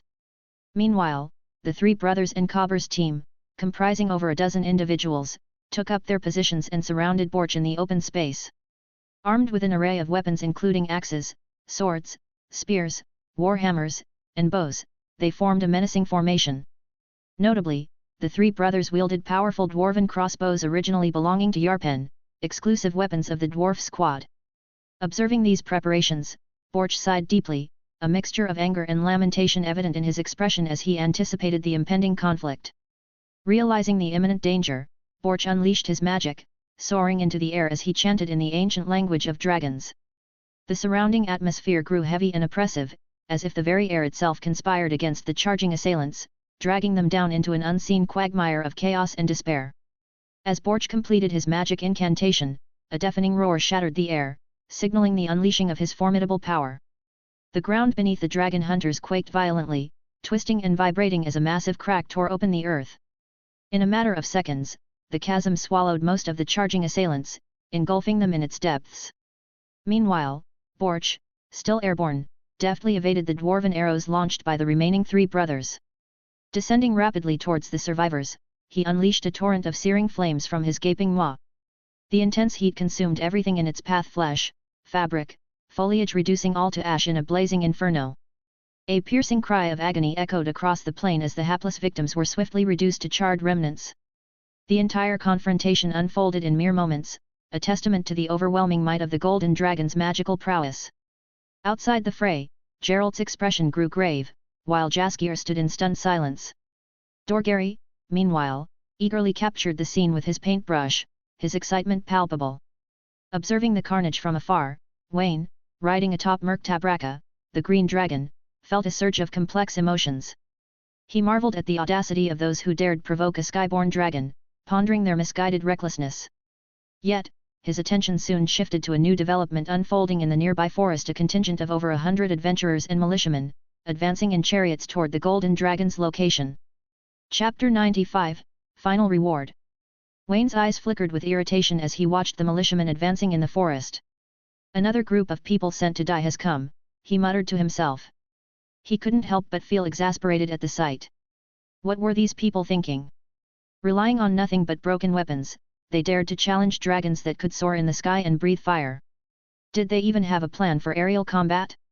In the face of such powerful creatures, they were nothing more than living targets. Despite his frustration, Wayne acknowledged that he couldn't entirely blame these individuals driven by greed. They likely believed they were facing a dying green dragon, unaware that they would encounter the formidable golden dragon. Patting Murktabraka on the neck, Wayne offered a sympathetic smile. He understood that she was still adjusting to having a human rider. Meeting her gaze, he whispered softly into her ear, take me to Borch. We must warn him of the approaching threat posed by a group of malicious people. The green dragon exhaled a breath of hot air upon hearing Wayne's words, glancing back at the young dragon held in Yennefer's arms with a hint of concern. Sensing her worry, Wayne hastened to reassure her. Don't worry, I've made an agreement with this lady. She won't harm your child, Wayne explained, casting a glance back at Yennefer for confirmation. Yennefer, still teasing the adorable dragon in her arms, replied with a touch of sarcasm, I'm just a prisoner, Wayne. As long as you uphold our agreement, I won't stir up trouble. Wayne chuckled, bidding farewell before enveloping himself and the green dragon in a gust of wind as they flew towards Borch's location. 10 minutes later, Wayne reunited with him after a brief exchange. The dragon couple flapped their wings and flew to the forest behind. As the militiamen continued advancing through the dense forest, they believed they could use the cover of the trees to carry out sneak attacks and fantasize about making a fortune. Suddenly, 2 giant dragons descended from the sky and launched a fierce attack on them.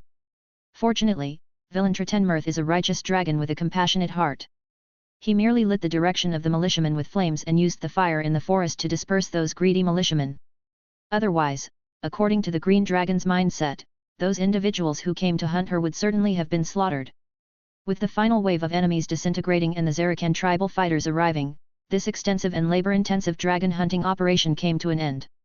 After the battle, dusk settled over the forest, and the fire outside the green dragon's lair had been extinguished, restoring calm to the entire Great Keshawo mountain range. Borch sat by the fire, cradling his child, engaged in conversation with Wayne, wearing a smile on his face. Seated nearby were Gerald, Saskia, Dorgeri, Wayne, and the sorceress Yennefer, along with the unconscious Ake who had been carried to an open space not far away. Everyone gathered around the fire, enjoying the food cooked by Wayne and sipping from the fine wine he had brought. They were engrossed in their own activities or engaged in quiet conversations as if the intense battle from a few hours ago had been nothing more than a distant dream. Yarpen the dwarf and his crew had been captured by the Zarakan tribe's warriors, likely awaiting their fate. The green dragon, Merktabraka, had retreated into her lair, disinterested in the presence of humans.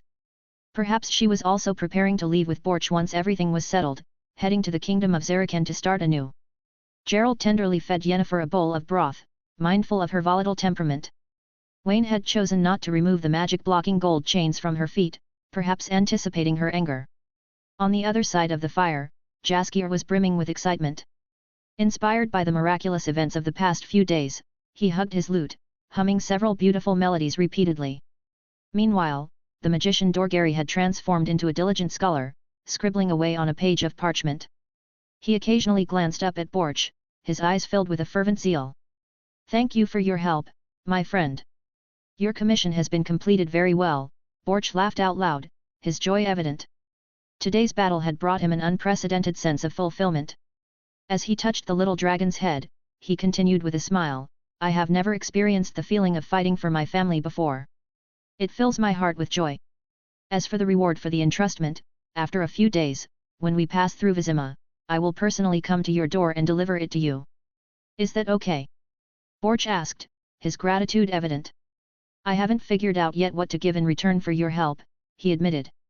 Ding! The task chain task husband's dignity has been completed.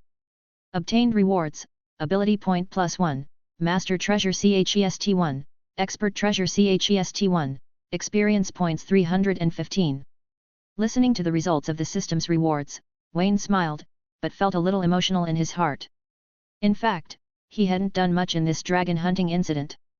Apart from the initial fire that forced King Nedamir back, the most significant action was the kidnapping of the sorceress Yennefer, the most unstable factor in the dragon hunting team. Throughout the mission, Borch himself had participated in the most battles. At most, Wayne had only provided ideas and information. However, the rewards for master-level tasks were really generous. Not to mention the unopened master-level treasure chests, the reward of 1 ability point alone was equivalent to 310 5-point experience rewards, more than 100 times that of ordinary tasks, enough to promote him to nearly half a grade. He nodded to Borch with a smile and said, Of course, there is no problem, my friend. I am very much looking forward to your reward. Borch sighed with some regret and said, Unfortunately, I can't stay outside for too long. The warriors of the tribe are waiting for me to go home, and also Merktabraka needs further treatment, Borch explained. Otherwise, I really want to go to your home again, visit Vima city, enjoy the food you cook, visit brothels, buy things, and play with you. It's really fun. Wayne felt the same way when he heard the words. I also enjoyed spending time with you, Borch. You are a generous friend, always generous with your spending. However, in the future, when you come to my house again in a few days, I will prepare a gift for you, Wayne promised. Chapter 96, Meeting the Goddess of the Lake. That night, the campfire outside the Green Dragon's lair was bustling with activity. Witcher, bard, knight, sorcerers, mage, dragons, and cute young dragon individuals of different races and professions all gathered around the fire, sharing a simple dinner and engaging in conversations about various topics of interest. As the night wore on, they bid farewell to each other, going their separate ways. Saskia, despite completing his studies earlier in the year, remained restless. Upon the conclusion of the dragon hunting incident, he was already planning his next adventure to explore other countries and uncover more stories to weave into poetry. Gerald, ever the participant in major events, always seemed to turn danger into good fortune. Whether this was luck or something else entirely remained a mystery. Although the magician Doragari didn't offer much assistance during the ordeal, Borch, in his generosity, gifted him a piece of dragon scale. While not a particularly valuable token, it perfectly suited the mage's belief in the balance of all things, forging a good relationship between them. As for the dragons, they intended to remain in the cave for a few more days. They would wait until the green dragon's injuries fully healed and the young dragon grew a bit more before departing with the warriors of the Zarakan tribe. Borch would then fulfill his promise to visit Wayne and deliver the reward he had pledged. What? Are you going to meet the goddess of the lake? Gerald's surprise was evident in his voice as he glanced at Wayne, finding his calm expression somewhat amusing. The notion of visiting the goddess of the lake seemed almost comically casual coming from Wayne. Wayne affirmed Gerald's query with a nod, casting a glance at Yennefer beside him.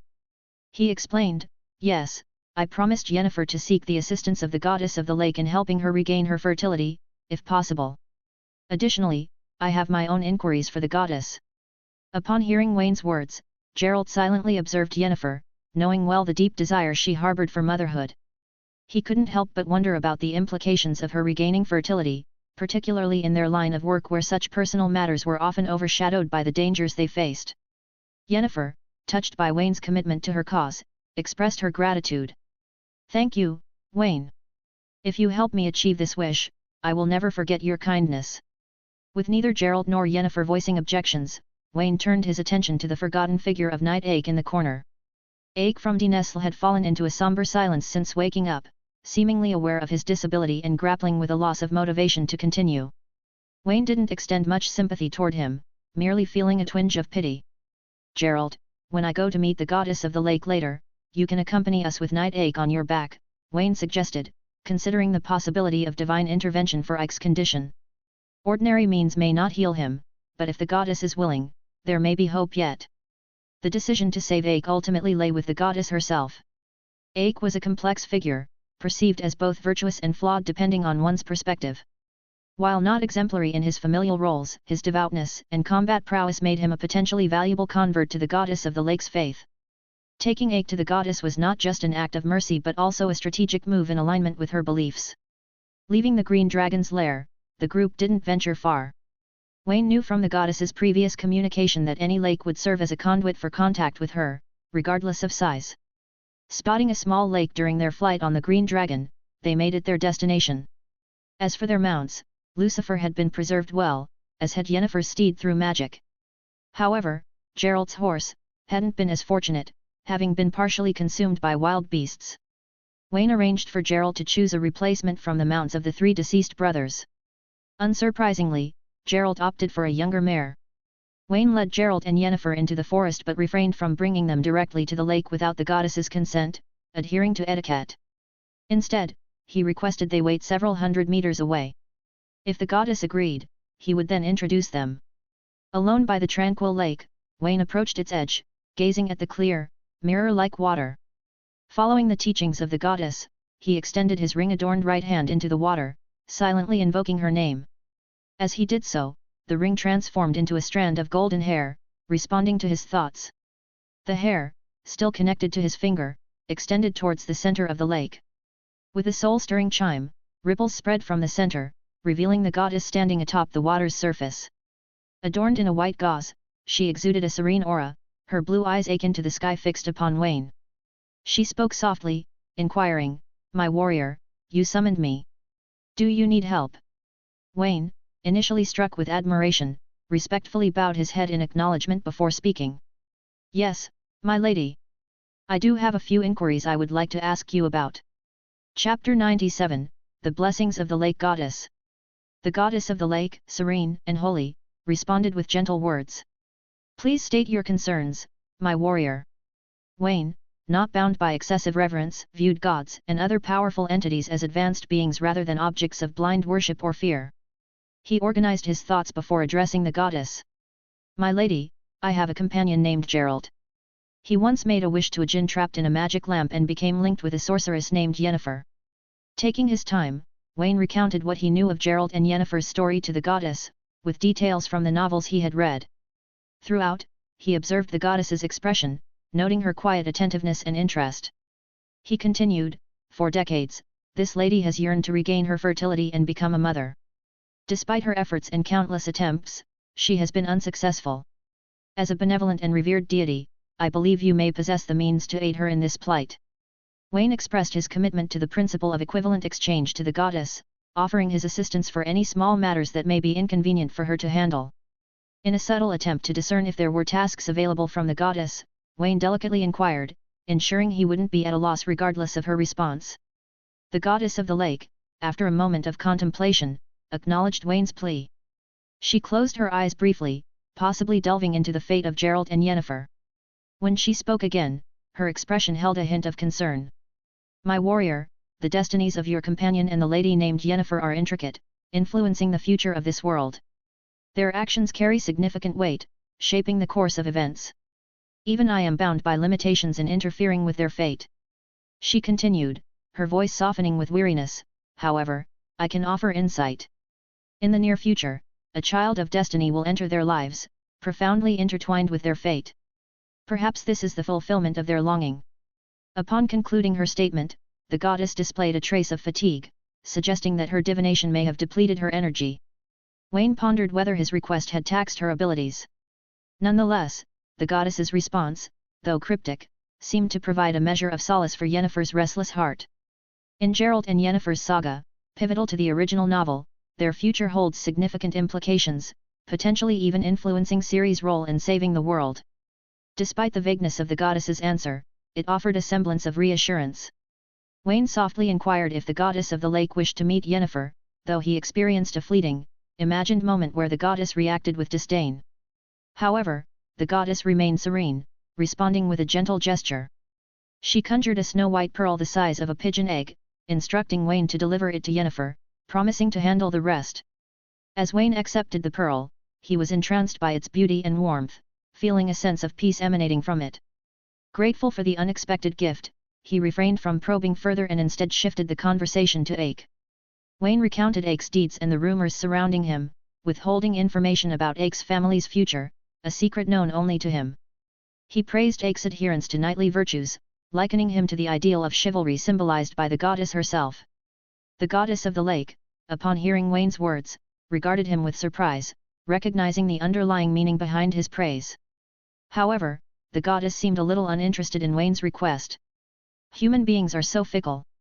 In the past, all knights admired the 5 virtues of knights and regarded the noble characteristics of honor, wisdom, generosity, bravery, and compassion as the pursuit of life and the belief of life. At that time, the whole world was full of justice and peace.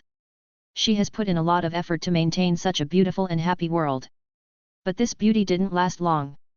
These powerful knights were quickly swallowed up by negative emotions such as power, greed, jealousy, hatred, arrogance, etc., and began to fight each other for their own selfish desires, leaving the world in eternal chaos, in endless war and killing.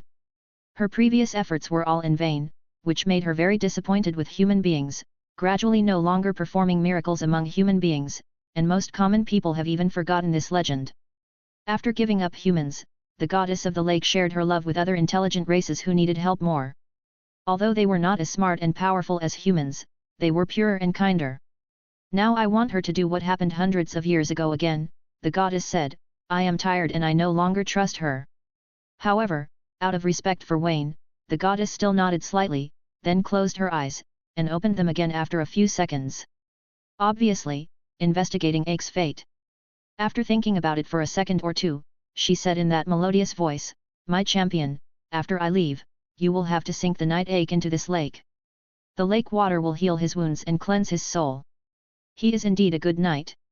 I only hope that after I cure him, he can pass on more kindness and beauty to everyone in the world." After listening to the goddess of the lake answer, Wayne couldn't help but feel moved again. The generosity and kindness of the goddess made him a little embarrassed to make his third request. However, men generally have thicker skins. Wayne scratched his face in embarrassment, and tentatively asked the goddess of the lake, "My lady, I wonder if you can give me a blessing, that is, the kind of blessing that can make me be favored by good luck in a short period and become a lucky person. Of course, it doesn't need to be too long, just a day, or even a short while." After hearing Wayne's request, the beautiful goddess of the lake frowned slightly, and looked into Wayne's eyes, wondering why this little guy made such a request. However, considering that Wayne already has a close relationship with Gerald and Yennefer, his impact on the future of the world, the goddess of the lake sighed quite humanely, stepped on the clear lake water, and walked slowly in front of Wayne. She held Wayne's face with her slender palms and kissed him gently on the forehead, then the whole figure turned into a streamer and disappeared slowly, only the sweet voice still lingered in Wayne's ear. "You have been blessed by me, my warrior, and you will be blessed with good luck for the next week." Chapter 98, Electric Blade. After the goddess of the lake left, Wayne couldn't help but stretch and let out a pleasant sigh. Holding the pearl bestowed by the goddess, he came to Gerald and Yennefer, told them the prophecy of the goddess, and tried not to affect their future because of spoilers. He then gave the pearl to Yennefer.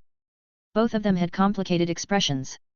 As witchers and sorceresses, they believed in fate and the power of prophecy more than ordinary people who were stupid and ignorant. Besides, this fable comes from the legendary goddess of the lake, known to be a kind and ancient god. The power of fate, whether you believe it or not, few people can change. Seeing that the two were very thoughtful after hearing the prophecy, Wayne didn't care about them anymore. Instead, he came to the disabled knight Ake and told him about his request to the goddess of the lake to save him. This news made Ake very excited, and he even abnormally expressed his gratitude to Wayne. After chatting with him for a few minutes, Wayne found that, rather than healing his injuries, this guy was more excited to meet the legendary goddess of the lake. His belief in the 5 virtues of knights far surpassed that of ordinary people. Understanding is far more important than life. It is precisely because of this that Wayne feels that this guy may become the #1 licking dog of the goddess of the lake in the future. However, the kindness of the goddess may change his twisted paranoia and make him a truly noble man. A knight, maybe he can change the tragic fate of himself and his family. 2 days later, Wayne returned to Vima alone. After discovering signs of reconciliation between Gerald and Yennefer, Gerald immediately abandoned his good brother and prepared to follow Yennefer to find a commission near the city where the sorceress was. Although Borch's promised reward had not been given to him, Wayne paid out of his own pocket to Gerald as a reward for this dragon hunting mission, giving it to Gerald. This act moved Gerald while also causing a flicker of shame. While Wayne's contribution to the mission was minimal, Gerald could be considered to have done practically nothing. He hadn't even participated in any fights. However, being a straightforward individual, Gerald, after some persuasion from Wayne, graciously accepted the gold coins. As witchers possess long lifespans, stretching into centuries, any debts incurred could be repaid in the future. Before leaving Haler, Wayne also secured a favor. He persuaded Borch's Zarikanian warriors to release Yarpen and his dwarf squad. Though these dwarves belonged to the dragon-slaying squad, their contributions were negligible throughout the mission. Therefore, their execution wouldn't be entirely justified. Additionally, Yarpen held a considerable reputation and standing among the young dwarves of Mahakam. Executing him impulsively would only spark dwarven animosity. By taking the initiative to secure their release, Wayne fostered goodwill with this group. This act might translate into future opportunities for collaboration. After handling trivial matters, Wayne hurried home. Upon returning, he took a bath, changed clothes, closed the door tightly, and sat on the bed. He even lit a bottle of expensive incense in the bedroom and set out a few fruits as offerings. The last time he didn't receive many rewards from the treasure chests, he suspected it was due to his lack of devotion and ritual. This time, armed with the lucky blessings bestowed by the goddess, Wayne knelt on the bed, silently praying to the gods he knew from his previous life. Then, he clicked on the master treasure chest in the system along with the attached expert-level treasure chest, initiating the process of unlocking. After 3 calming breaths, Wayne closed his eyes. Ding! Master treasure chest opened. He obtained 1,214 pieces of ore and an electric blade. As the system sound echoed, a heavy money bag and an 80-centimeter blade materialized on his bed. Wayne was overcome with excitement. Items from the master treasure chest were rare or treasure level, just 1 tier below the strongest epic treasure chest. The value of the sword was undoubtedly high. The lucky blessing from the goddess of the lake proved immensely powerful. Wayne wondered if his prayer ceremony had also contributed. Ignoring the money bag for the moment, Wayne focused on the blade that had appeared. Electric blade? What kind of weapon is this?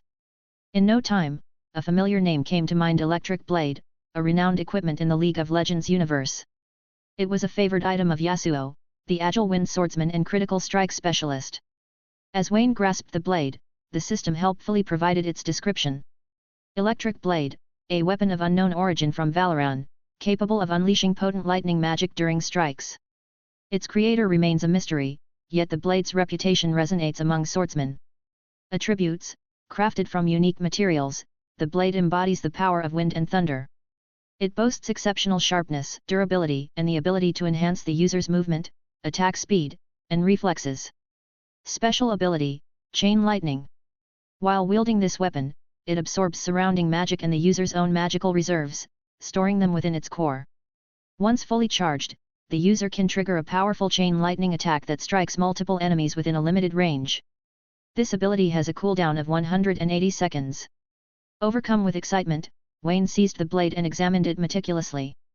The silver-white, straight blade emanated a cold glint, while the intricately crafted hilt, wrapped in an unidentified leather, offered both beauty and practicality. Its comfortable grip hinted at the work of a master craftsman.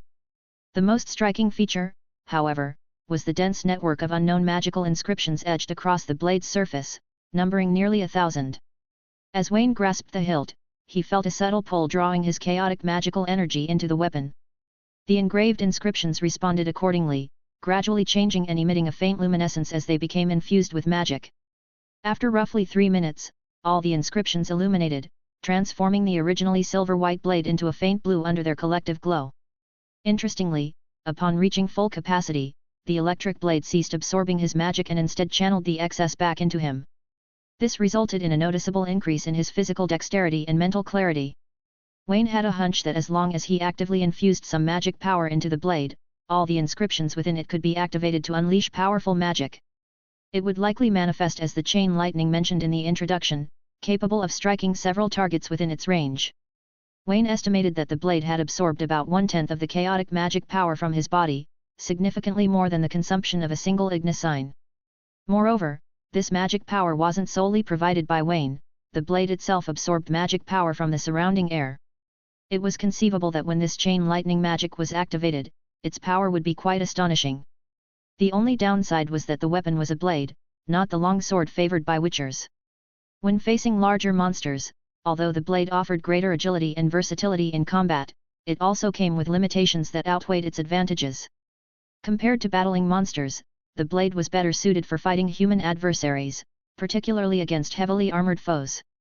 A single chain lightning strike could render them powerless without even penetrating their armor. Chapter 99, Gifts and Plans. After adjusting his mood, Wayne placed the static electric blade into the storage bag and stepped out of the room once again. He had been too hasty when leaving home, only having time to entrust his affairs to the godling, Lala. Now, almost a week later, he needed to manage the matters carefully. However, upon walking around the house, he found the little guy to be quite reliable.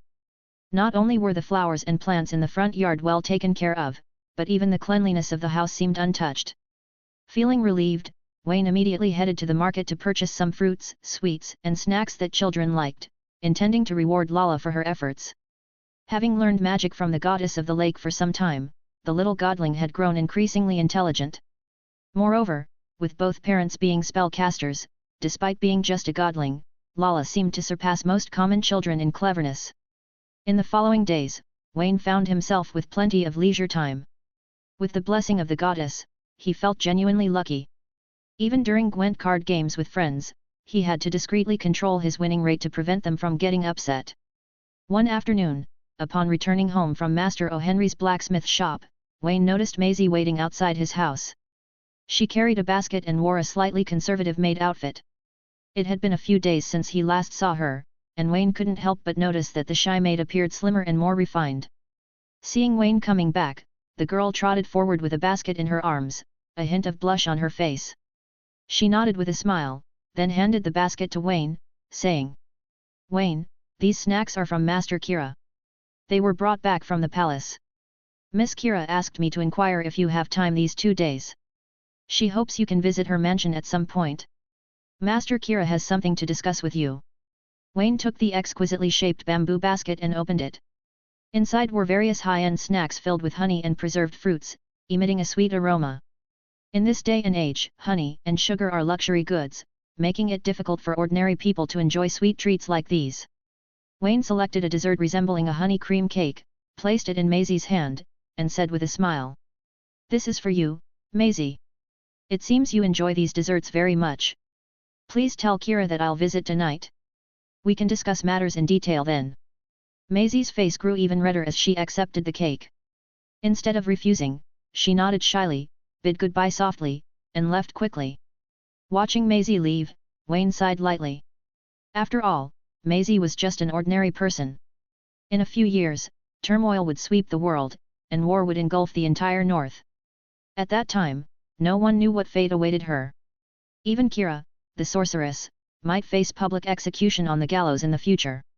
Returning home, Wayne spotted Lala in his kitchen. Not having seen the little godling for a few days, Wayne noticed that Lala had learned to use human kitchen tools. Squatting next to a small stool, Lala was scraping scales off a fish with a knife. Chopped side dishes were in a pot nearby, indicating preparation for a pot of fish stock. After seeing Wayne, the little guy immediately showed a happy smile on her face. With short legs, she ran up to Wayne, raised her head, and greeted with a smile, saying, "Wayne, you're back. I've been waiting for you for a long time. You've been out for several days this time. By the way, I took care of your home for you. I watered those flowers and those young trees every day. I even cleaned the kitchen for you. But I'm too short, and I can't reach some places, so I had to use magic to clean it." Seeing Lala with a somewhat proud expression, Wayne smiled and touched her head, then put the basket of snacks that Maisie gave him in front of Lala. "Thank you for your hard work, Lala. This is a thank you gift. I still have some candies in my room. You can take them back with you later and share them with your family." The little guy was indeed too short, only half a head taller than the handle of the basket. She was pure-hearted. After hearing Wayne's words, she didn't know what politeness meant. Desserts captivated her with their honey and fruit aromas. "Ah! It's a cake. I saw it in a book. Thank you, Wayne." She swallowed greedily, but she still obediently put the lid on the bamboo basket, ready to take it home and enjoy this delicacy with her family.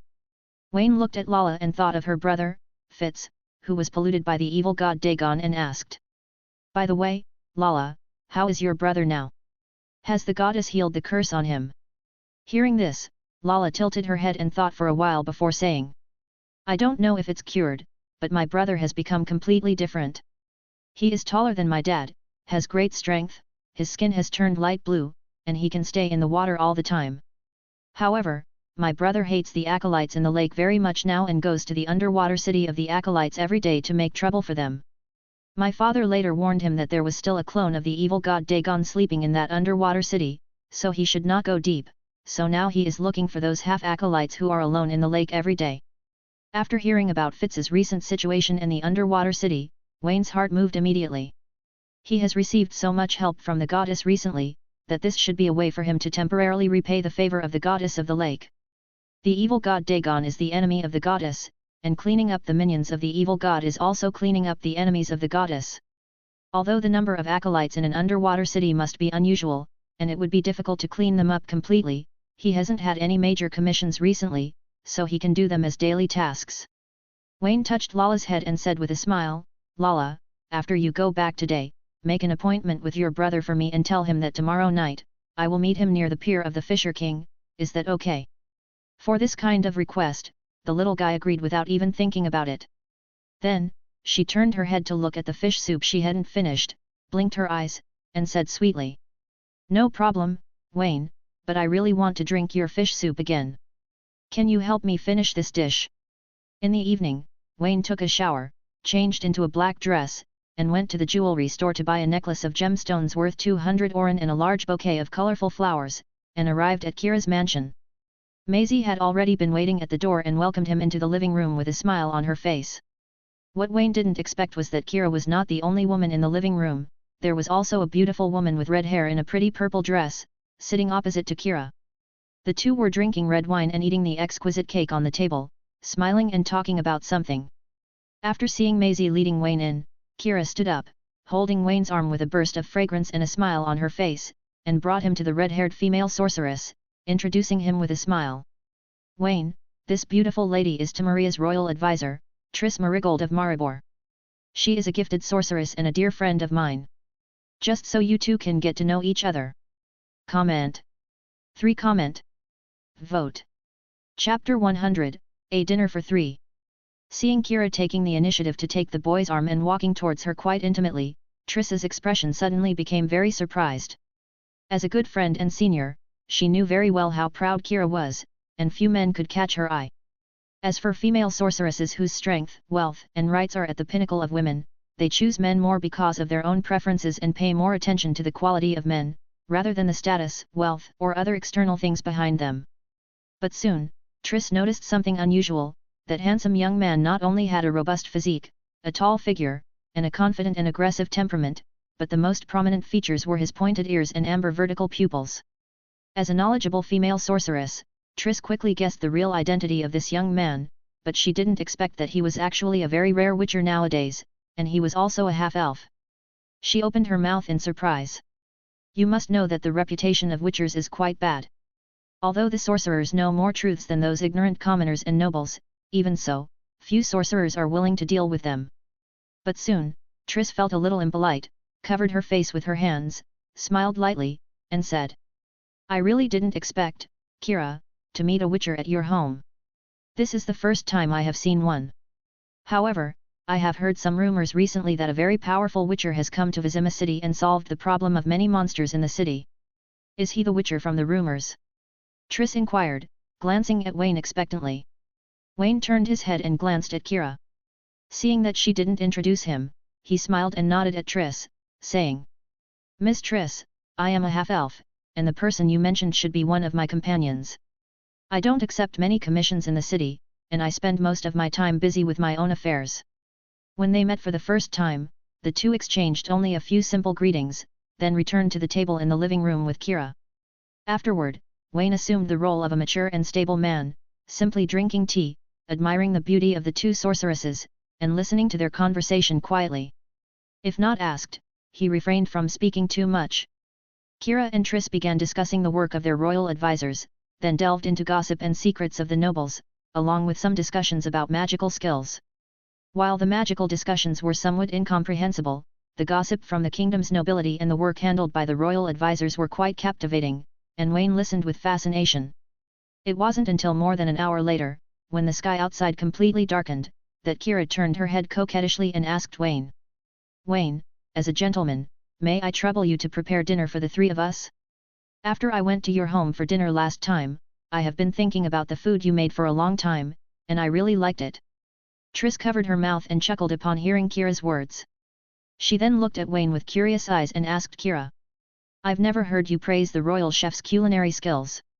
Could it be that the food cooked by Wayne is more delicious than the royal chef's? Kira smiled mysteriously, blinked at Triss, and replied as if showing off. Wayne has many good qualities, cooking is just one of them. Triss, after you've tasted the delicious food he made, you'll know the difference between a genius and an ordinary person. Oh. Triss dragged out the response, sighed, and then leaned in to say something softly to Kira. They both laughed happily, indicating their close friendship as sorceresses. Of course, Wayne didn't refuse this trivial request. With Maisie's assistance, they prepared several delicacies in Kira's kitchen, mainly desserts and soups favored by ladies. These dishes were innovations from Wayne's time and were appreciated by all the present ladies, including Maisie, thanks to Wayne's current cooking skills. In particular, Maisie, who was responsible for all the food in the mansion, was won over by Wayne's cooking skills, looking at him with admiration. Even the two sorceresses, who usually watched their diets, indulged in the meal and enjoyed the delicious food. After the meal, Kira officially broached the purpose of inviting Wayne this time, a commission from Vima Town Hall. She handed Wayne a power of attorney signed by the City Hall and explained. The situation is this, Wayne. As you know, the construction of Vizima New City consumes a significant amount of building materials daily. The stones used are all transported from Baron Korb's quarry more than 10 kilometers away. However, 2 days ago, when the miners were digging, they inadvertently broke into a hidden chamber, and a group of monsters suddenly appeared in the quarry. This has severely impacted the construction progress of the new Vizima. Mayor Vidlard immediately dispatched a 20-man soldier squad to destroy the monster, Kira continued. Unfortunately, only half of these soldiers managed to escape back. Based on their descriptions and my analysis, I believe that a group of evil spirits is responsible for the attacks. As a witcher, you should understand that ordinary soldiers are ill-equipped to handle these invisible evil spirits, she added. However, this quarry is crucial for the construction of the new city. It has the best transportation conditions and cannot be abandoned. Therefore, this commission fell into my hands, and I need an expert to assist me in dealing with these monsters. Wayne listened attentively to Kira's explanation and nodded in understanding. This seemed like a standard commission, albeit with some urgency. Do you wish to hire me for this commission, Kira? Wayne inquired. Kira smiled confidently and replied, I don't trust those incompetent soldiers or those useless knights. But I trust you, Wayne. You would definitely protect me, wouldn't you? As Wayne pondered Kira's request, a notification appeared. Ding! Task triggered, evil spirit in the quarry, expert level. Accept/decline. Wayne accepted the task without hesitation, knowing that it was of expert level and that Kira, a close acquaintance, was the employer. No problem, Wayne responded. You decide the time, and I can execute this commission whenever needed. Thanks for listening.